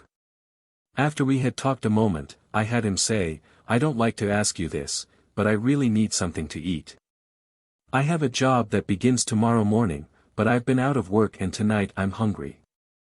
I then reached into my imaginary pocket, pulled out an imaginary $5 bill and gladly gave it to him. This imaginal act immediately dissolved the guilty feeling and the pain. I know from your teaching that an imaginal act is fact, so I knew I could grant anyone what he asked and by faith in the imaginal act, consent to the reality of his having it. For months later as I was again walking my dog, the same man approached me and opened the conversation by admiring my dog. "Here's a beautiful dog," he said. "Young man, I don't suppose you remember me, but a while back I asked you for some money and you very kindly said, no. I say, kindly, because if you had given it to me I would still be asking for money. Instead, I got a job that very next morning, and now I'm on my feet and have some self-respect again." I knew his job was a fact when I imagined it that night some 4 months before, but I won't deny there was immense satisfaction in having him appear in the flesh to confirm it. F.B. I have no silver and gold, but I give you what I have. Acts 3 verse 6. None is to be discarded, all must be saved, and our imagination reshaping memory is the process whereby this salvation is brought to pass. To condemn the man for having lost his way is to punish the already punished. Oh, whom should I pity if I pity not the sinner who is gone astray? William Blake, Jerusalem. Not what the man was, but what he may become should be our imaginal activity. Don't you remember Sweet Alice, Ben Bolt? Sweet Alice whose hair was so brown. Who wept with delight when you gave her a smile. And trembled with fear at your frown. George du Maurier. If we imagine no worse of him than he of himself, he would pass as excellent. It's not the man at his best, but the imaginist exercising the spirit of forgiveness that performs the miracle. Imagining with new content transformed both the man who asked and the man who gave. Imagining has not yet had its due in the systems either of moralists or educators. When it does, there will be the opening of the prison to those who are bound. Isaiah 61 verse 1. Nothing has existence for us save through the memory we have of it, therefore we should remember it not as it was, unless of course, it was altogether desirable, but as we desire it to be. Inasmuch as imagining is creative, our memory of another either furthers or hinders him, and makes his upward or downward way easier and swifter. There is no coal of character so dead that it will not glow and flame if but slightly turned. The following story shows that imagining can make rings, and husbands, and move people, to China. My husband, child of a broken home and raised by beloved grandparents, was never close to his mother, nor she to him. A woman of 63 and a divorcee for 32 of those years, she was lonely and embittered, and my relationship with her was strained as I attempted to stay in the middle. By her own admission, her great desire was to remarry for companionship, but she believed this to be impossible at her age. My husband would often state to me that he hoped she would remarry and, as he fervently put it, perhaps live way out of town. I had the same wish and, as I put it, perhaps move to China. Being wary of my personal motive for this wish, I knew I must change my feeling toward her in my imaginal drama and at the same time give her what she wanted. I began by seeing her in my imagination as a completely changed personality, a happy, joyous woman, secure and contented in a new relationship. Every time I thought of her, I would see her mentally as a new woman. About 3 weeks later, she came to our house for a visit bringing a friend she had met many months previously. The man had recently become a widower, he was her age, secure financially and had grown children and grandchildren. We liked him and I was excited because it was obvious they liked each other. But my husband still thought it was impossible. I didn't. From that day on, every time her image rose in my mind, saw her extending her left hand toward me. And I admired the ring on her finger. 1 month later, she and her friend came to visit us, and as I walked forward to greet them, she proudly extended her left hand. The ring was on her finger. 2 weeks later, she was married, and we haven't seen her since. She lives in a brand new home way out of town, and as her new husband dislikes the long drive to our house, she might as well have moved to China. J.B. There is a wide difference between the will to resist an activity and the decision to change it. He who changes an activity acts, whereas he who resists an activity reacts. One creates, the other perpetuates. Nothing is real beyond the imaginative patterns we make of it. Memory, no less than desire, resembles a daydream. Why make it a daymare? Man can forgive only if he treats memory as a daydream, and shapes it to his heart's desire. R.K. Learn that we may rob others of their abilities by our attitudes toward them. He changed his attitude and thereby changed a fact. I am not a money lender nor am I in the investment business as such, but a friend and business acquaintance came to me for a substantial loan in order to expand his plant. Because of personal friendship, I granted the loan with reasonable interest rates and gave my friend the right of renewal at the end of 1 year. When the first-year term expired, he was behind in his interest payments and requested a 30-day extension on the note. I granted this request, but at the end of 30 days he was still unable to meet the note and asked for an additional extension. As I previously stated, I am not in the business of lending money. Within 20 days, I needed full payment of the loan to meet debts of my own. But I consented again to extend the note although my own credit was now in serious jeopardy. The natural thing to do was to apply legal pressure to collect, and a few years ago I would have done just that. Instead, I remembered your warning not to rob others of their ability, and I realized that I had been robbing my friend of his ability to pay what he owed. For 3 nights I constructed a scene in my imagination in which I heard my friend tell me that unexpected orders had flooded his desk so rapidly, he was now able to pay the loan in full. The 4th day I received a telephone call from him. He told me that by what he called a miracle, he had received so many orders, and big ones, too, he was now able to pay back my loan including all interest due and, in fact, had just mailed a check to me for the entire amount. R.K. There is nothing more fundamental to the secret of imagining than the distinction between imagining and the state imagined. Mental things are alone real. Everything possible to be believed is an image of truth. William Blake. Chapter 13. All trivia. General knowledge is remote knowledge, it is in particulars that wisdom consists. And happiness too. Blake. We must use our imagination to achieve particular ends, even if the ends are all trivia. Because men do not clearly define and imagine particular ends, the results are uncertain, while they might be perfectly certain. To imagine particular ends is to discriminate clearly. How do we distinguish the oak from the beech, the horse from the ox, but by the bounding outline? William Blake, Human Form Divine. Definition asserts the reality of the particular thing against the formless generalizations which flood the mind. Life on earth is a kindergarten for image-making. The bigness or littleness of the object to be created is not in itself important. The great and golden rule of art, as well as of life, said Blake, is this, that the more distinct, sharp and wiry the bounding line, the more perfect the work of art, and the less keen and sharp, the greater is the evidence of weak imitation. What is it that builds a house and plants a garden but the definite and determinate? Leave out this line, and you leave out life itself. The following stories are concerned with the acquiring of seemingly little things, or toys, as I call them, but they are important because of the clear imaginal images that created the toys. The author of the first story is one of whom it is said, she has everything. This is true. She has financial, social and intellectual security. She writes. As you know, through your teaching and through my practice of that teaching, I have completely changed myself and my life. 2 weeks ago when you spoke of toys, I realized I had never used my imagination for the getting of things, and I decided it would be fun to try it. You told of a young woman who was given a hat by merely wearing that hat in her imagination.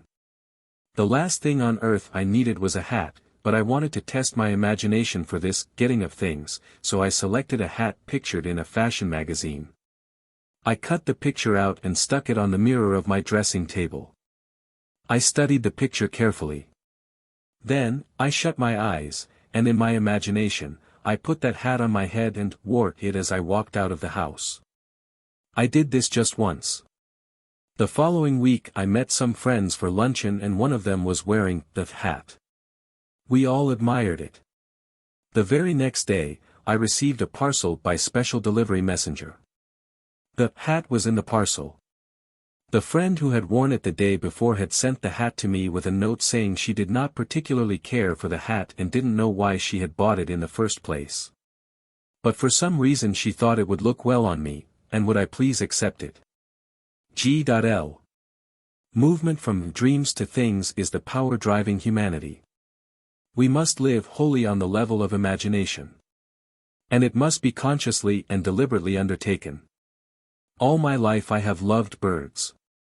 I enjoy watching them, hearing their chatter, feeding them, and I am particularly fond of the small sparrow. For many months I have fed them crumbs of morning bread, wild bird seed and anything I believed they would eat.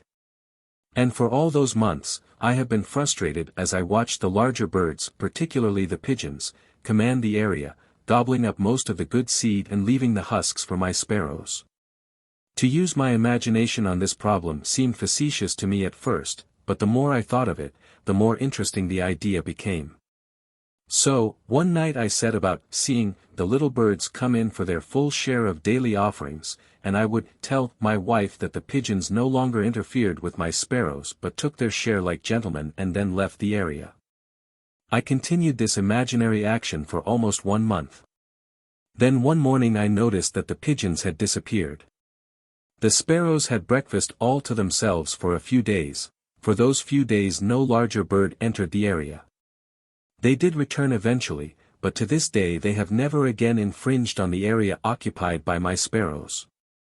They stay together, eating what I put out for them, leaving a full share of the area to my tiny friends. And do you know? I actually believe the sparrows understand, they no longer seem to be afraid when I walk among them. K. This lady proves that unless our heart is in the task, unless we imagine ourselves right into the feeling of our wish fulfilled, we are not there, for we are all imagination, and must be where, and what we are in imagination. In early February, my husband and I had been in our new house 1 month, a home lovely beyond telling, perched on a rugged cliff with the ocean for our front yard, wind and sky for neighbors and seagulls for guests. We were ecstatic. If you have experienced the joy and woe of building your own home, you know how completely filled with happiness you are and how completely empty your purse is. 100 lovely things clamor to be bought for that house. But the one thing we wanted most of all was the most useless, a picture. Not just any picture, but a wild wonderful scene of the sea dominated by a great white clipper ship. This picture had been in our thoughts all the months of building and we left one living room wall free of paneling to hold it. My husband mounted decorative red and green ship lanterns on the wall to frame our picture, but the picture, itself, would have to wait. Draperies, carpeting, all the practical items must come first. Perhaps so, but that didn't stop either one of us from seeing that picture, in our imagination, on that wall. One day, while shopping, I strolled into a small art gallery and as I walked through the door I stopped so suddenly a gentleman walking behind me crashed into an easel. I apologized and pointed to a painting hanging at head height across the room. That's what did it. I've never seen anything so wonderful. He introduced himself as the owner of the gallery and said, yes, an original by the greatest English painter of clipper ships the world has known. He went on to tell me about the artist, but I wasn't listening. I could not take my eyes from that wonderful ship, and suddenly I experienced a very strange thing. It was only a moment in time, but the art gallery faded and I saw that picture on my wall. I'm afraid the owner thought me a little giddy, and I was, but I finally managed to return my attention to his voice when he mentioned an astronomical price. I smiled and said, "Perhaps some day." He continued to tell me about the painter and also about an American artist who was the only living lithographer capable of copying the great English master. He said, "If you're very lucky, you may pick up one of his prints. I've seen his work. It's perfect down to the last detail. Many people prefer prints to paintings. Prints or paintings, I knew nothing about the values of either, and anyway, all I wanted was that scene. When my husband returned home that evening, I talked of nothing but that painting and pleaded with him to visit the gallery and see it. Maybe we could find a print of it somewhere. The man said. "Yes," he interrupted, "but you know we can't afford any picture now." Our conversation ended there, but that night after dinner, I stood in our living room and saw that picture on our wall. The next day, my husband had an appointment with a client which he did not want to keep. But the appointment was kept, and my husband did not return home until after dark. When he walked through the front door, I was busy in another part of the house and called a greeting to him. A few minutes later I heard hammering and walked into the living room to see what he was doing. On our wall hung my picture. In my first moment of intense joy I remembered the man in the art gallery, saying, "If you're very lucky, you may pick up one of his prints." Lucky? Well, here is my husband's part of this story. Making the call already mentioned, he entered one of the poorest, meanest little houses he had ever been in. The client introduced himself and led my husband into a tiny dark dining area where the two of them sat down at a bare table. As my husband put his briefcase on the table top, he looked up and saw the picture on a wall. He confessed to me he had conducted a very sloppy interview because he couldn't take his eyes from that picture. The client signed the contract and gave a check as down payment which, as my husband believed at the time, was $10 short. Mentioning this fact to the client, he said the check given was every cent he could afford but added, "I've noticed your interest in that picture. It was here when I took this place. I don't know to whom it belonged, but I don't want it. If you'll put the $10 in for me, I'll give you the picture." When my husband returned to his company's main office, he learned he had been in error about the amount. He was not charged $10. Our picture is on our wall. And it costs us nothing. Of R.L., who writes the following letter, it must be said. "In faith, lady, you have a merry heart." William Shakespeare, Much Ado About Nothing. One day, during a bus strike, I needed to go into the downtown area and had to walk 10 blocks from my home to the nearest bus in operation. Before starting home, I recalled there was no food market on this new route and I wouldn't be able to shop for dinner. I had enough to manage a potluck meal but I would need bread. After shopping all day, the 10 blocks back from the bus line was all I could manage and to go still farther to shop for bread was out of the question. I stood very still for a moment and allowed a vision of bread to dance in my head. Then I started for home. When I boarded the bus, I was so tired I grabbed the first available seat and almost sat on a paper bag.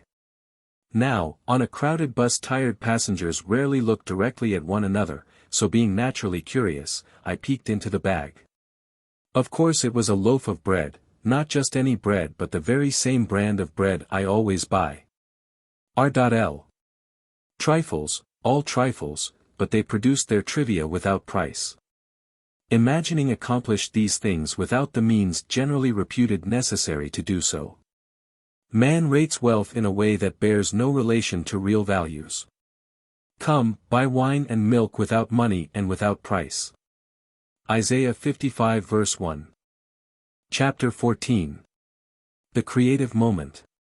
The natural man does not receive the gifts of the Spirit of God, for they are folly to him, and he is not able to understand them because they are spiritually discerned. 1 Corinthians 2 verse 14.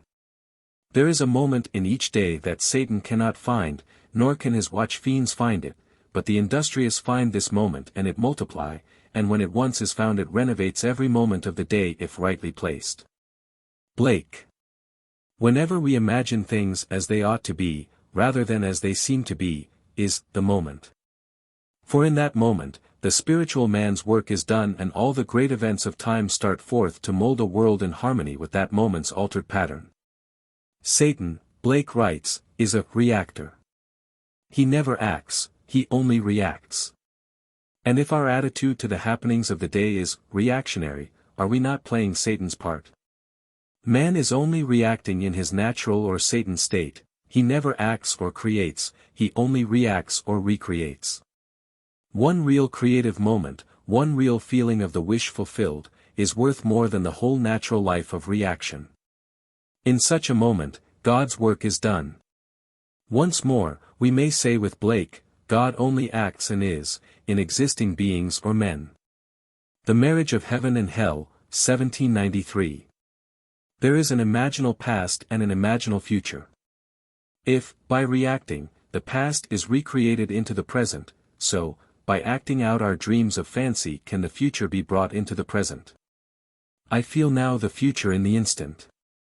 William Shakespeare, Macbeth. The spiritual man acts, for him, anything that he wants to do, he can do and do at once, in his imagination, and his motto is always, the moment is now. Behold, now is the acceptable time, behold, now is the day of salvation.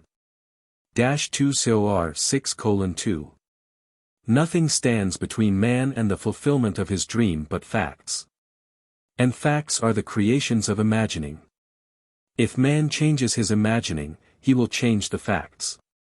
This story tells of a young woman who found the moment and, by acting out her dream of fancy, brought the future into the instant, not realizing what she had done until the final scene. The incident related below must appear to be coincidence to those never exposed to your teaching, but I know I observed an imaginative act take solid form in, perhaps, for minutes. I believe you will be interested in reading this account, written down, exactly as it happened, a few minutes after the actual occurrence, yesterday morning. I was driving my car east on Sunset Boulevard, in the center lane of traffic, braking slowly to stop for a red signal at a three-way intersection, when my attention was caught by the sight of an elderly lady, dressed all in gray, running across the street in front of my car. Her arm was raised, signaling to the driver of a bus which was beginning to pull away from the curb. She was obviously attempting to cross in front of the bus to delay it. The driver slowed his vehicle and I thought would allow her to enter. Instead, as she jumped onto the curb, the bus pulled away leaving her standing just in the act of lowering her arm. She turned and walked swiftly toward a nearby phone booth. As my signal changed to green and I put my car in motion, I wished I had been behind the bus and had been able to offer her a ride. Her extreme agitation was obvious even from the distance I was away from her. My wish instantly fulfilled itself in a mental drama, and as I drove away, the fancy played itself out in the following scene. I opened the car door and a lady dressed in gray stepped in, smilingly relieved and thanking me profusely. She was out of breath from running and said, "I only have a few blocks to go. I'm meeting friends and I was so afraid they would leave without me when I missed my bus." I left my imaginary lady out a few blocks farther on and she was delighted to observe her friend still waiting for her. She thanked me again and walked away. The entire mental scene was spanned in the time it takes to drive 1 block at a normal rate of speed. The fancy satisfied my feelings regarding the real incident, and I immediately forgot it. For blocks farther, I was still in the center lane and again had to stop for a red signal. My attention at this time was turned inward on something I have now forgotten, when suddenly someone tapped on the closed window of my car and I looked up to see a lovely appearing elderly lady with gray hair, dressed all in gray. Smiling, she asked if she might ride a few blocks with me as she had missed her bus. She was out of breath, as though from running, and I was so stunned by her sudden appearance in the middle of a busy street at my window that for a moment I could only react physically, and without answering, leaned over and opened my car door.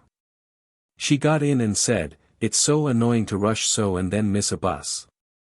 I wouldn't have imposed on you like this, but I'm supposed to meet some friends a few blocks down the street, and if I had to walk now, I would miss them. 6 blocks farther on, she exclaimed, "Oh, good. They're still waiting for me." I let her out and she thanked me again and walked away. I'm afraid I drove to my own destination by automatic reflex, for I had fully recognized that I had just observed a waking dream take form in physical action. I recognized what was happening while it was happening. As soon as I could, I wrote down each part of the incident and found a startling consistency between the waking dream and the subsequent reality. Both women were elderly, gracious in manner, dressed all in gray, and out of breath from hurrying to catch a bus and missing it. Both wished to meet friends, who for some reason could not wait for them much longer, and both left my car within the space of a few blocks after successfully completing their contact with their friends. I am amazed, confounded and elated. If there is no such thing as coincidence or accident, then I witnessed imagination become reality almost instantaneously. J.R.B. There is a moment in each day that Satan cannot find. Nor can his watch fiends find it. But the industrious find this moment and it multiply, and when it once is found it renovates every moment of the day if rightly placed. From the first time I read your search, I have longed to experience a vision.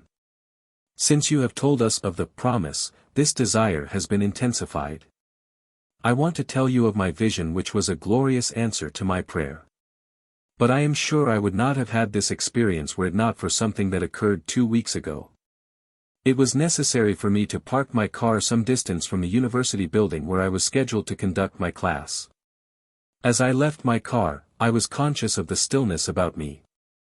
The street was completely deserted, no one was in sight. Suddenly, I heard a most frightful cursing voice. I looked toward the sound and saw a man brandishing a cane, yelling, between vile words, "I'll kill you. I'll kill you." I continued on as he approached me, for at that moment I thought, now I can test what I have professed to believe.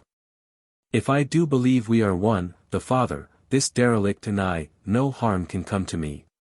At that moment I had no fear. Instead of seeing a man coming toward me, I felt a light. He stopped yelling, dropped his cane and walked quietly as we passed with less than a foot between us. Having tested my faith at that moment, everything about me had seemed more alive than before, flowers brighter and trees greener. I have had a sense of peace and the oneness of life I had not known before.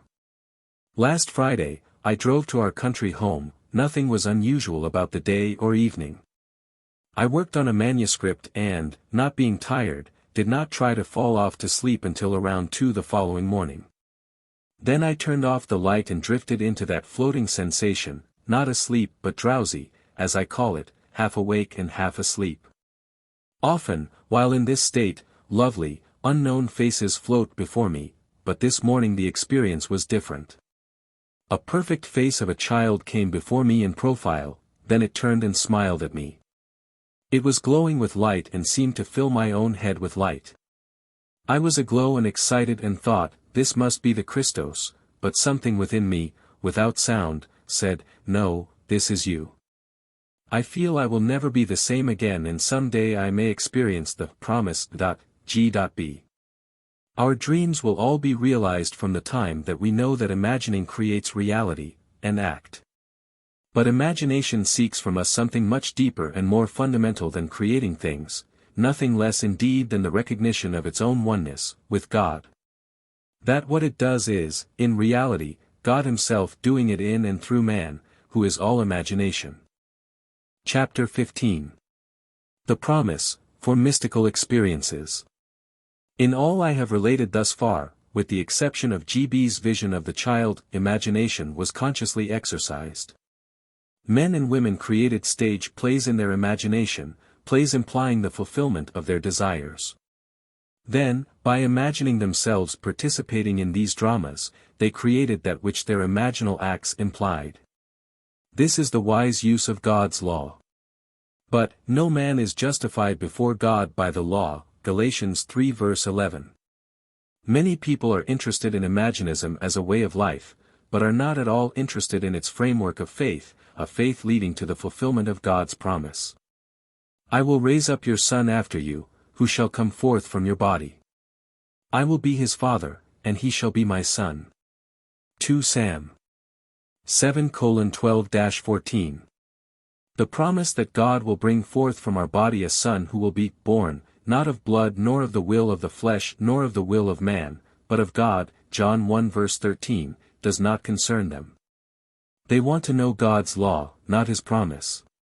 However, this miraculous birth has been stated clearly as a must for all mankind from the earliest days of the Christian fellowship. You must be born from above, John 3:7. My purpose here is to state it again and to state it in such language and with such reference to my own personal mystical experiences that the reader will see that this birth, from above, is far more than a part of a dispensable superstructure. That it is the sole purpose for God's creation. Specifically, my purpose in recording these 4 mystical experiences is to show what Jesus Christ, the faithful witness, the firstborn from the dead, Revelation 1:5, was trying to say about this birth from above. How can men preach unless they are sent? Romans 10:15. Many years ago, I was taken in spirit into a divine society, a society of men in whom God is awake. Though it may seem strange, the gods do truly meet. As I entered this society, the first to greet me was the embodiment of infinite might. His was a power unknown to mortals. I was then taken to meet infinite love. He asked me, "What is the greatest thing in the world?" I answered him in the words of Paul, "Faith, hope, and love, these 3, but the greatest of these is love," 1 Corinthians 13:13. At that moment, he embraced me and our bodies fused and became one body. I was knit to him and loved him as my own soul. The words, love of God, so often a mere phrase, were now a reality with a tremendous meaning. Nothing ever imagined by man could be compared with this love which man feels through his union with love. The most intimate relationship on earth is like living in separate cells compared with this union. While I was in this state of supreme delight, a voice from outer space shouted, "Down with the blue bloods." At this blast, I found myself standing before the one who had first greeted me, he who embodied infinite might. He looked into my eyes and without the use of words or mouth, I heard what he told me, time to act. I was suddenly whisked out of that divine society and returned to earth. I was tormented by my limitations of understanding, but I knew that on that day the divine society had chosen me as a companion and sent me to preach Christ, God's promise to man. My mystical experiences have brought me to accept literally, the saying that all the world's a stage. And to believe that God plays all the parts. The purpose of the play? To transform man, the created, into God, the Creator. God loved man, his created, and became man in faith that this act of self-commission would transform man, the created, into God, the Creator. The play begins with the crucifixion of God on man, as man, and ends with the resurrection of man, as God. God becomes as we are, that we may be as he is. God becomes man that man may become, first, a living being, and secondly, a life-giving spirit. I have been crucified with Christ, it is no longer I who live, but Christ who lives in me. And the life I now live in the flesh I live by faith in the Son of God, who loved me and gave himself for me. Galatians 2:20. God took upon himself the form of man and became obedient unto death, even death on the cross of man, and is crucified on Golgotha, the skull of man. God himself enters death's door, the human skull, and lies down in the grave of man to make man a living being. God's mercy turned death into sleep. Then began the prodigious and unthinkable metamorphosis of man, the transformation of man into God. No man, unaided by the crucifixion of God, could cross the threshold that admits to conscious life, but now we have union with God in his crucified self. He lives in us as our wonderful human imagination. Man is all imagination, and God is man, and exists in us and we in him. The eternal body of man is the imagination, that is, God, himself, Blake. When he rises in us, we will be like him and he will be like us. Then all impossibilities will dissolve in us at that touch of exaltation which his rising in us will impart to our nature. Here is the secret of the world: God died to give man life and to set man free, for however clearly God is aware of his creation, it does not follow that man, imaginatively created, is aware of God. To work this miracle, God had to die, then rise again as man, and none has ever expressed it so clearly as William Blake. Blake says, or rather has Jesus say, "Unless I die, thou canst not live, but if I die I shall arise again and thou with me." Wouldest thou love one who never died for thee, or ever die for one who had not died for thee? And if God dieth not for man and giveth not himself eternally for man, man could not exist. So God dies, that is to say, God has freely given himself for man. Deliberately, he has become man and has forgotten that he is God, in the hope that man, thus created, will eventually rise as God. God has so completely offered his own self for man, that he cries out on the cross of man, my God, why hast thou forsaken me?" Matt. 27:46, Psalm 21 verse 1. He has completely forgotten that he is God. But after God rises in one man, that man will say to his brothers, "Why stand we here, trembling around, calling on God for help, and not ourselves, in whom God dwells?" Blake. This first man that has been raised from the dead is known as Jesus Christ, the first fruits of those who have fallen asleep, the firstborn of the dead. For man God died, now, by a man, has come also the resurrection of the dead. Jesus Christ resurrects his dead father by becoming his father. In Adam, the universal man, God sleeps. In Jesus Christ, the individualized God, God wakes. In waking, man, the created, has become God, the Creator, and can truly say, "Before the world was, I am, Adon Olam," Jewish dogmatics. Just as God in his love for man so completely identified himself with man that he forgot that he was God, so man in his love for God must so completely identify himself with God that he lives the life of God, that is, imaginatively. God's play which transforms man into God is revealed to us in the Bible. It is completely consistent in imagery and symbolism. The New Testament is hid in the Old Testament, and the Old is manifested in the New. The Bible is a vision of God's law and his promise. It was never intended to teach history but rather to lead man in faith through the furnaces of affliction to the fulfillment of God's promise, to rouse man from this profound sleep and awaken him as God. Its characters live not in the past but in an imaginative eternity. They are personifications of the eternal spiritual states of the soul. They mark man's journey through eternal death and his awakening to eternal life. The Old Testament tells us of God's promise. The New Testament tells us not how this promise was fulfilled, but how it is fulfilled. The central theme of the Bible is the direct, individual, mystical experience of the birth of the child, that child of whom the prophet spoke. To us a child is born, to us a son is given, and the government will be upon his shoulder. And his name will be called, Wonderful Counselor, Mighty God, Everlasting Father, Prince of Peace. Of the increase of his government and of peace, there will be no end. Isaiah 9 verses 6-7.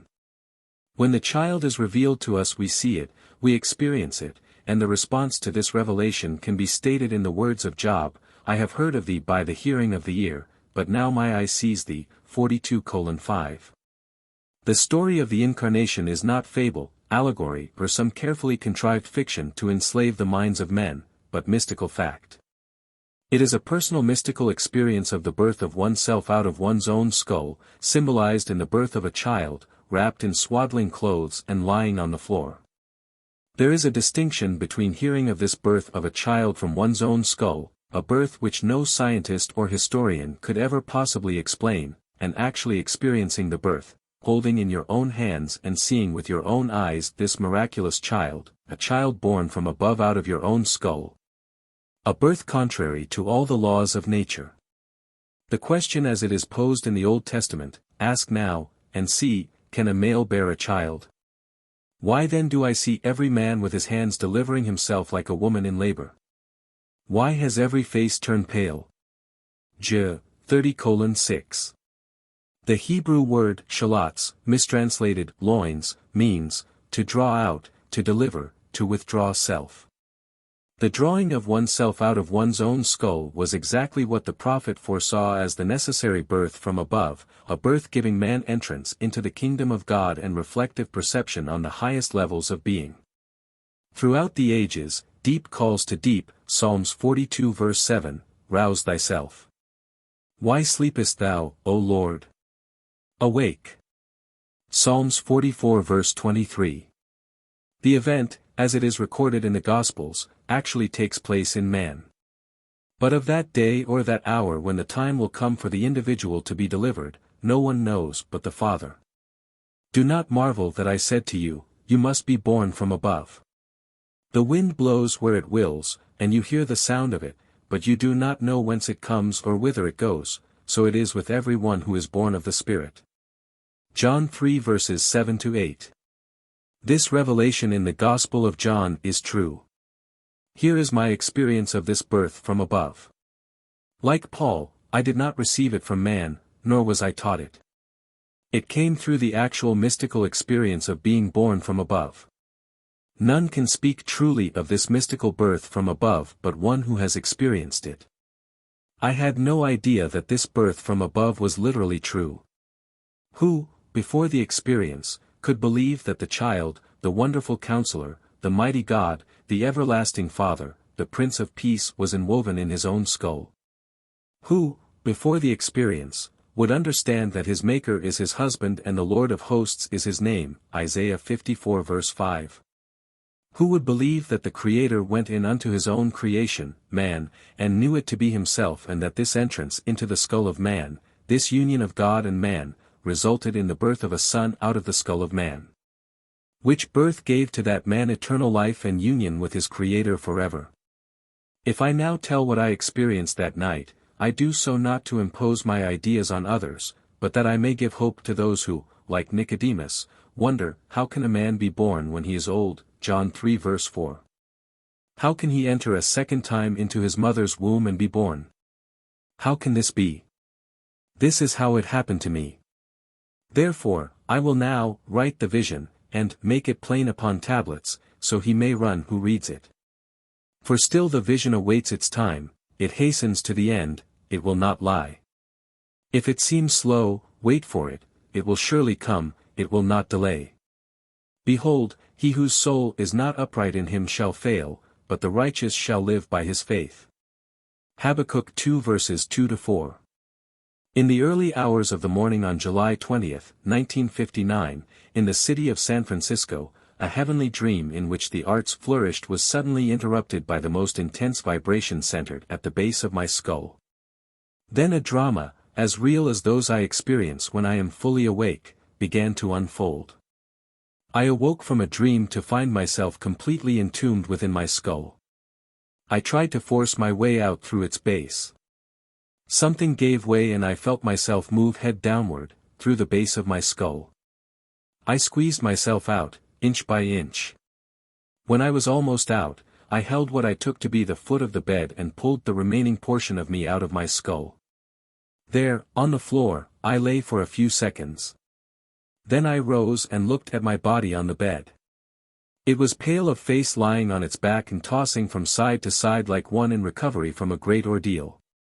As I contemplated it, hoping that it would not fall off the bed, I became aware that the vibration which started the whole drama was not only in my head but now was also coming from the corner of the room. As I looked over to that corner, I wondered if that vibration could be caused by a very high wind, a wind strong enough to vibrate the window. I did not realize that the vibration which I still felt within my head was related to that which seemed to be coming from the corner of the room. Looking back to the bed, I discovered that my body was gone, but in its place sat my 3 older brothers. My oldest brother sat where the head was. My second and third brothers sat where the feet were. None seemed to be aware of me, although I was aware of them and could discern their thoughts. I suddenly became aware of the reality of my own invisibility. I noticed that they, too, were disturbed by the vibration coming from the corner of the room. My third brother was the most disturbed and went over to investigate the cause of the disturbance. His attention was attracted by something on the floor, and looking down he announced, "It's Neville's baby." My other two brothers, in most incredulous voices, asked, "How can Neville have a baby?" My brother lifted the infant wrapped in swaddling clothes and laid him on the bed. I, then, with my invisible hands lifted the babe and asked him, "How is my sweetheart?" He looked into my eyes and smiled, and I awoke in this world, to ponder this greatest of my many mystical experiences. Tennyson has a description of death as a warrior, a skeleton, high on a night-black horse, issuing forth at midnight. But when Gareth's sword cut through the skull, there was in it the bright face of a blooming boy, fresh as a flower newborn. Idylls of the King. Two other visions I will tell because they bear out the truth of my assertion that the Bible is mystical fact. That everything written about the promised child in the law of Moses and the prophets and the Psalms must be mystically experienced in the imagination of the individual. The child's birth is a sign and a portent, signaling the resurrection of David, the Lord's anointed, of whom he said, "You are my son, today I have begotten you," Psalms 2 verse 7. 5 months after the birth of the child, on the morning of December 6, 1959, in the city of Los Angeles, a vibration similar to the one which preceded his birth started in my head. This time its intensity was centered at the top of my head. Then came a sudden explosion, and I found myself in a modestly furnished room. There, leaning against the side of an open door, was my son David of biblical fame. He was a lad in his early teens. What struck me forcibly about him was the unusual beauty of his face and figure. He was, as he is described in the first book of Samuel, ruddy, with beautiful eyes and very handsome, 1612, 1742. Not for one moment did I feel myself to be anyone other than who I am now. Yet, I knew that this lad, David, was my son, and he knew that I was his father.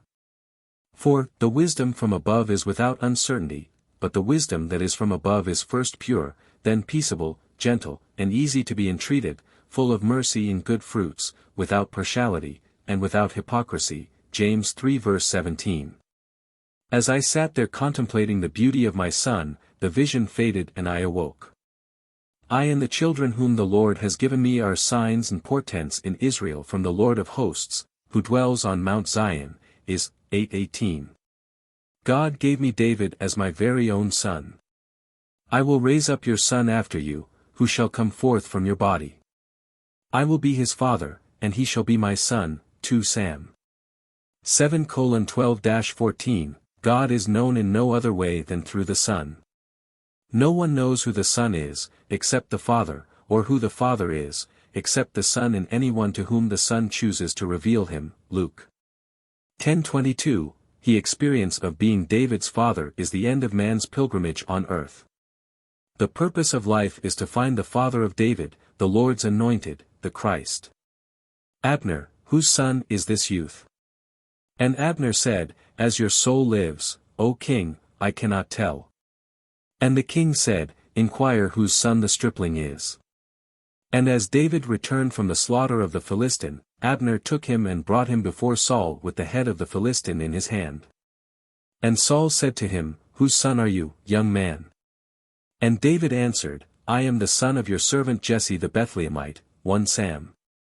17:55-58, Jesse is any form of the verb to be. In other words, I am the son of who I am self-begotten, I am the son of God, the Father. I and my Father are one, John 10 verse 30.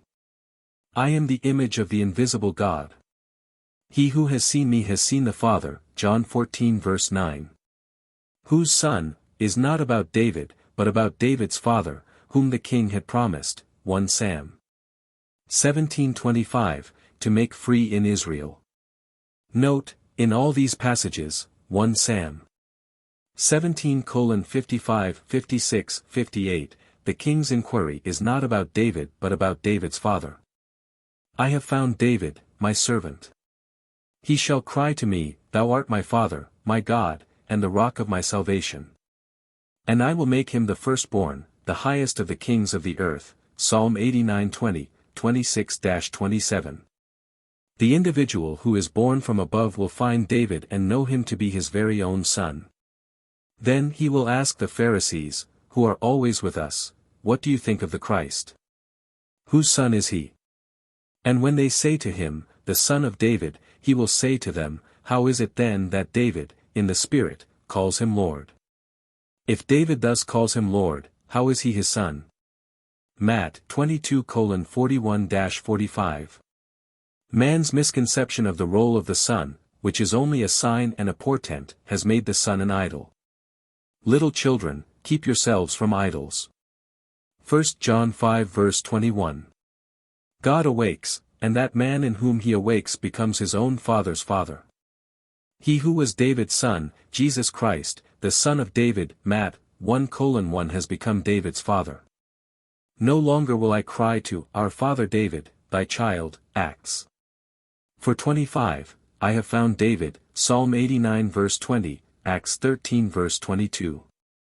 He has cried to me, thou art my father. PS 89:26. Now I know myself to be one of the Elohim, the God who became man, that man may become God.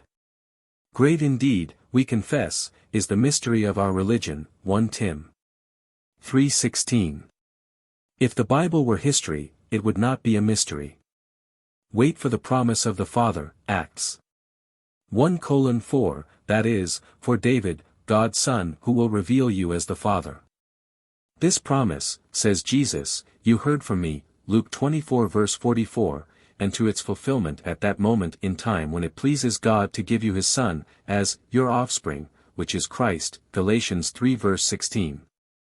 A figure of speech is used for the purpose of calling attention to, emphasizing and intensifying the reality of the literal sense. The truth is literal, the words used are figurative. The curtain of the temple was torn in two, from top to bottom, and the earth shook and the rocks were split, Matt 27:51.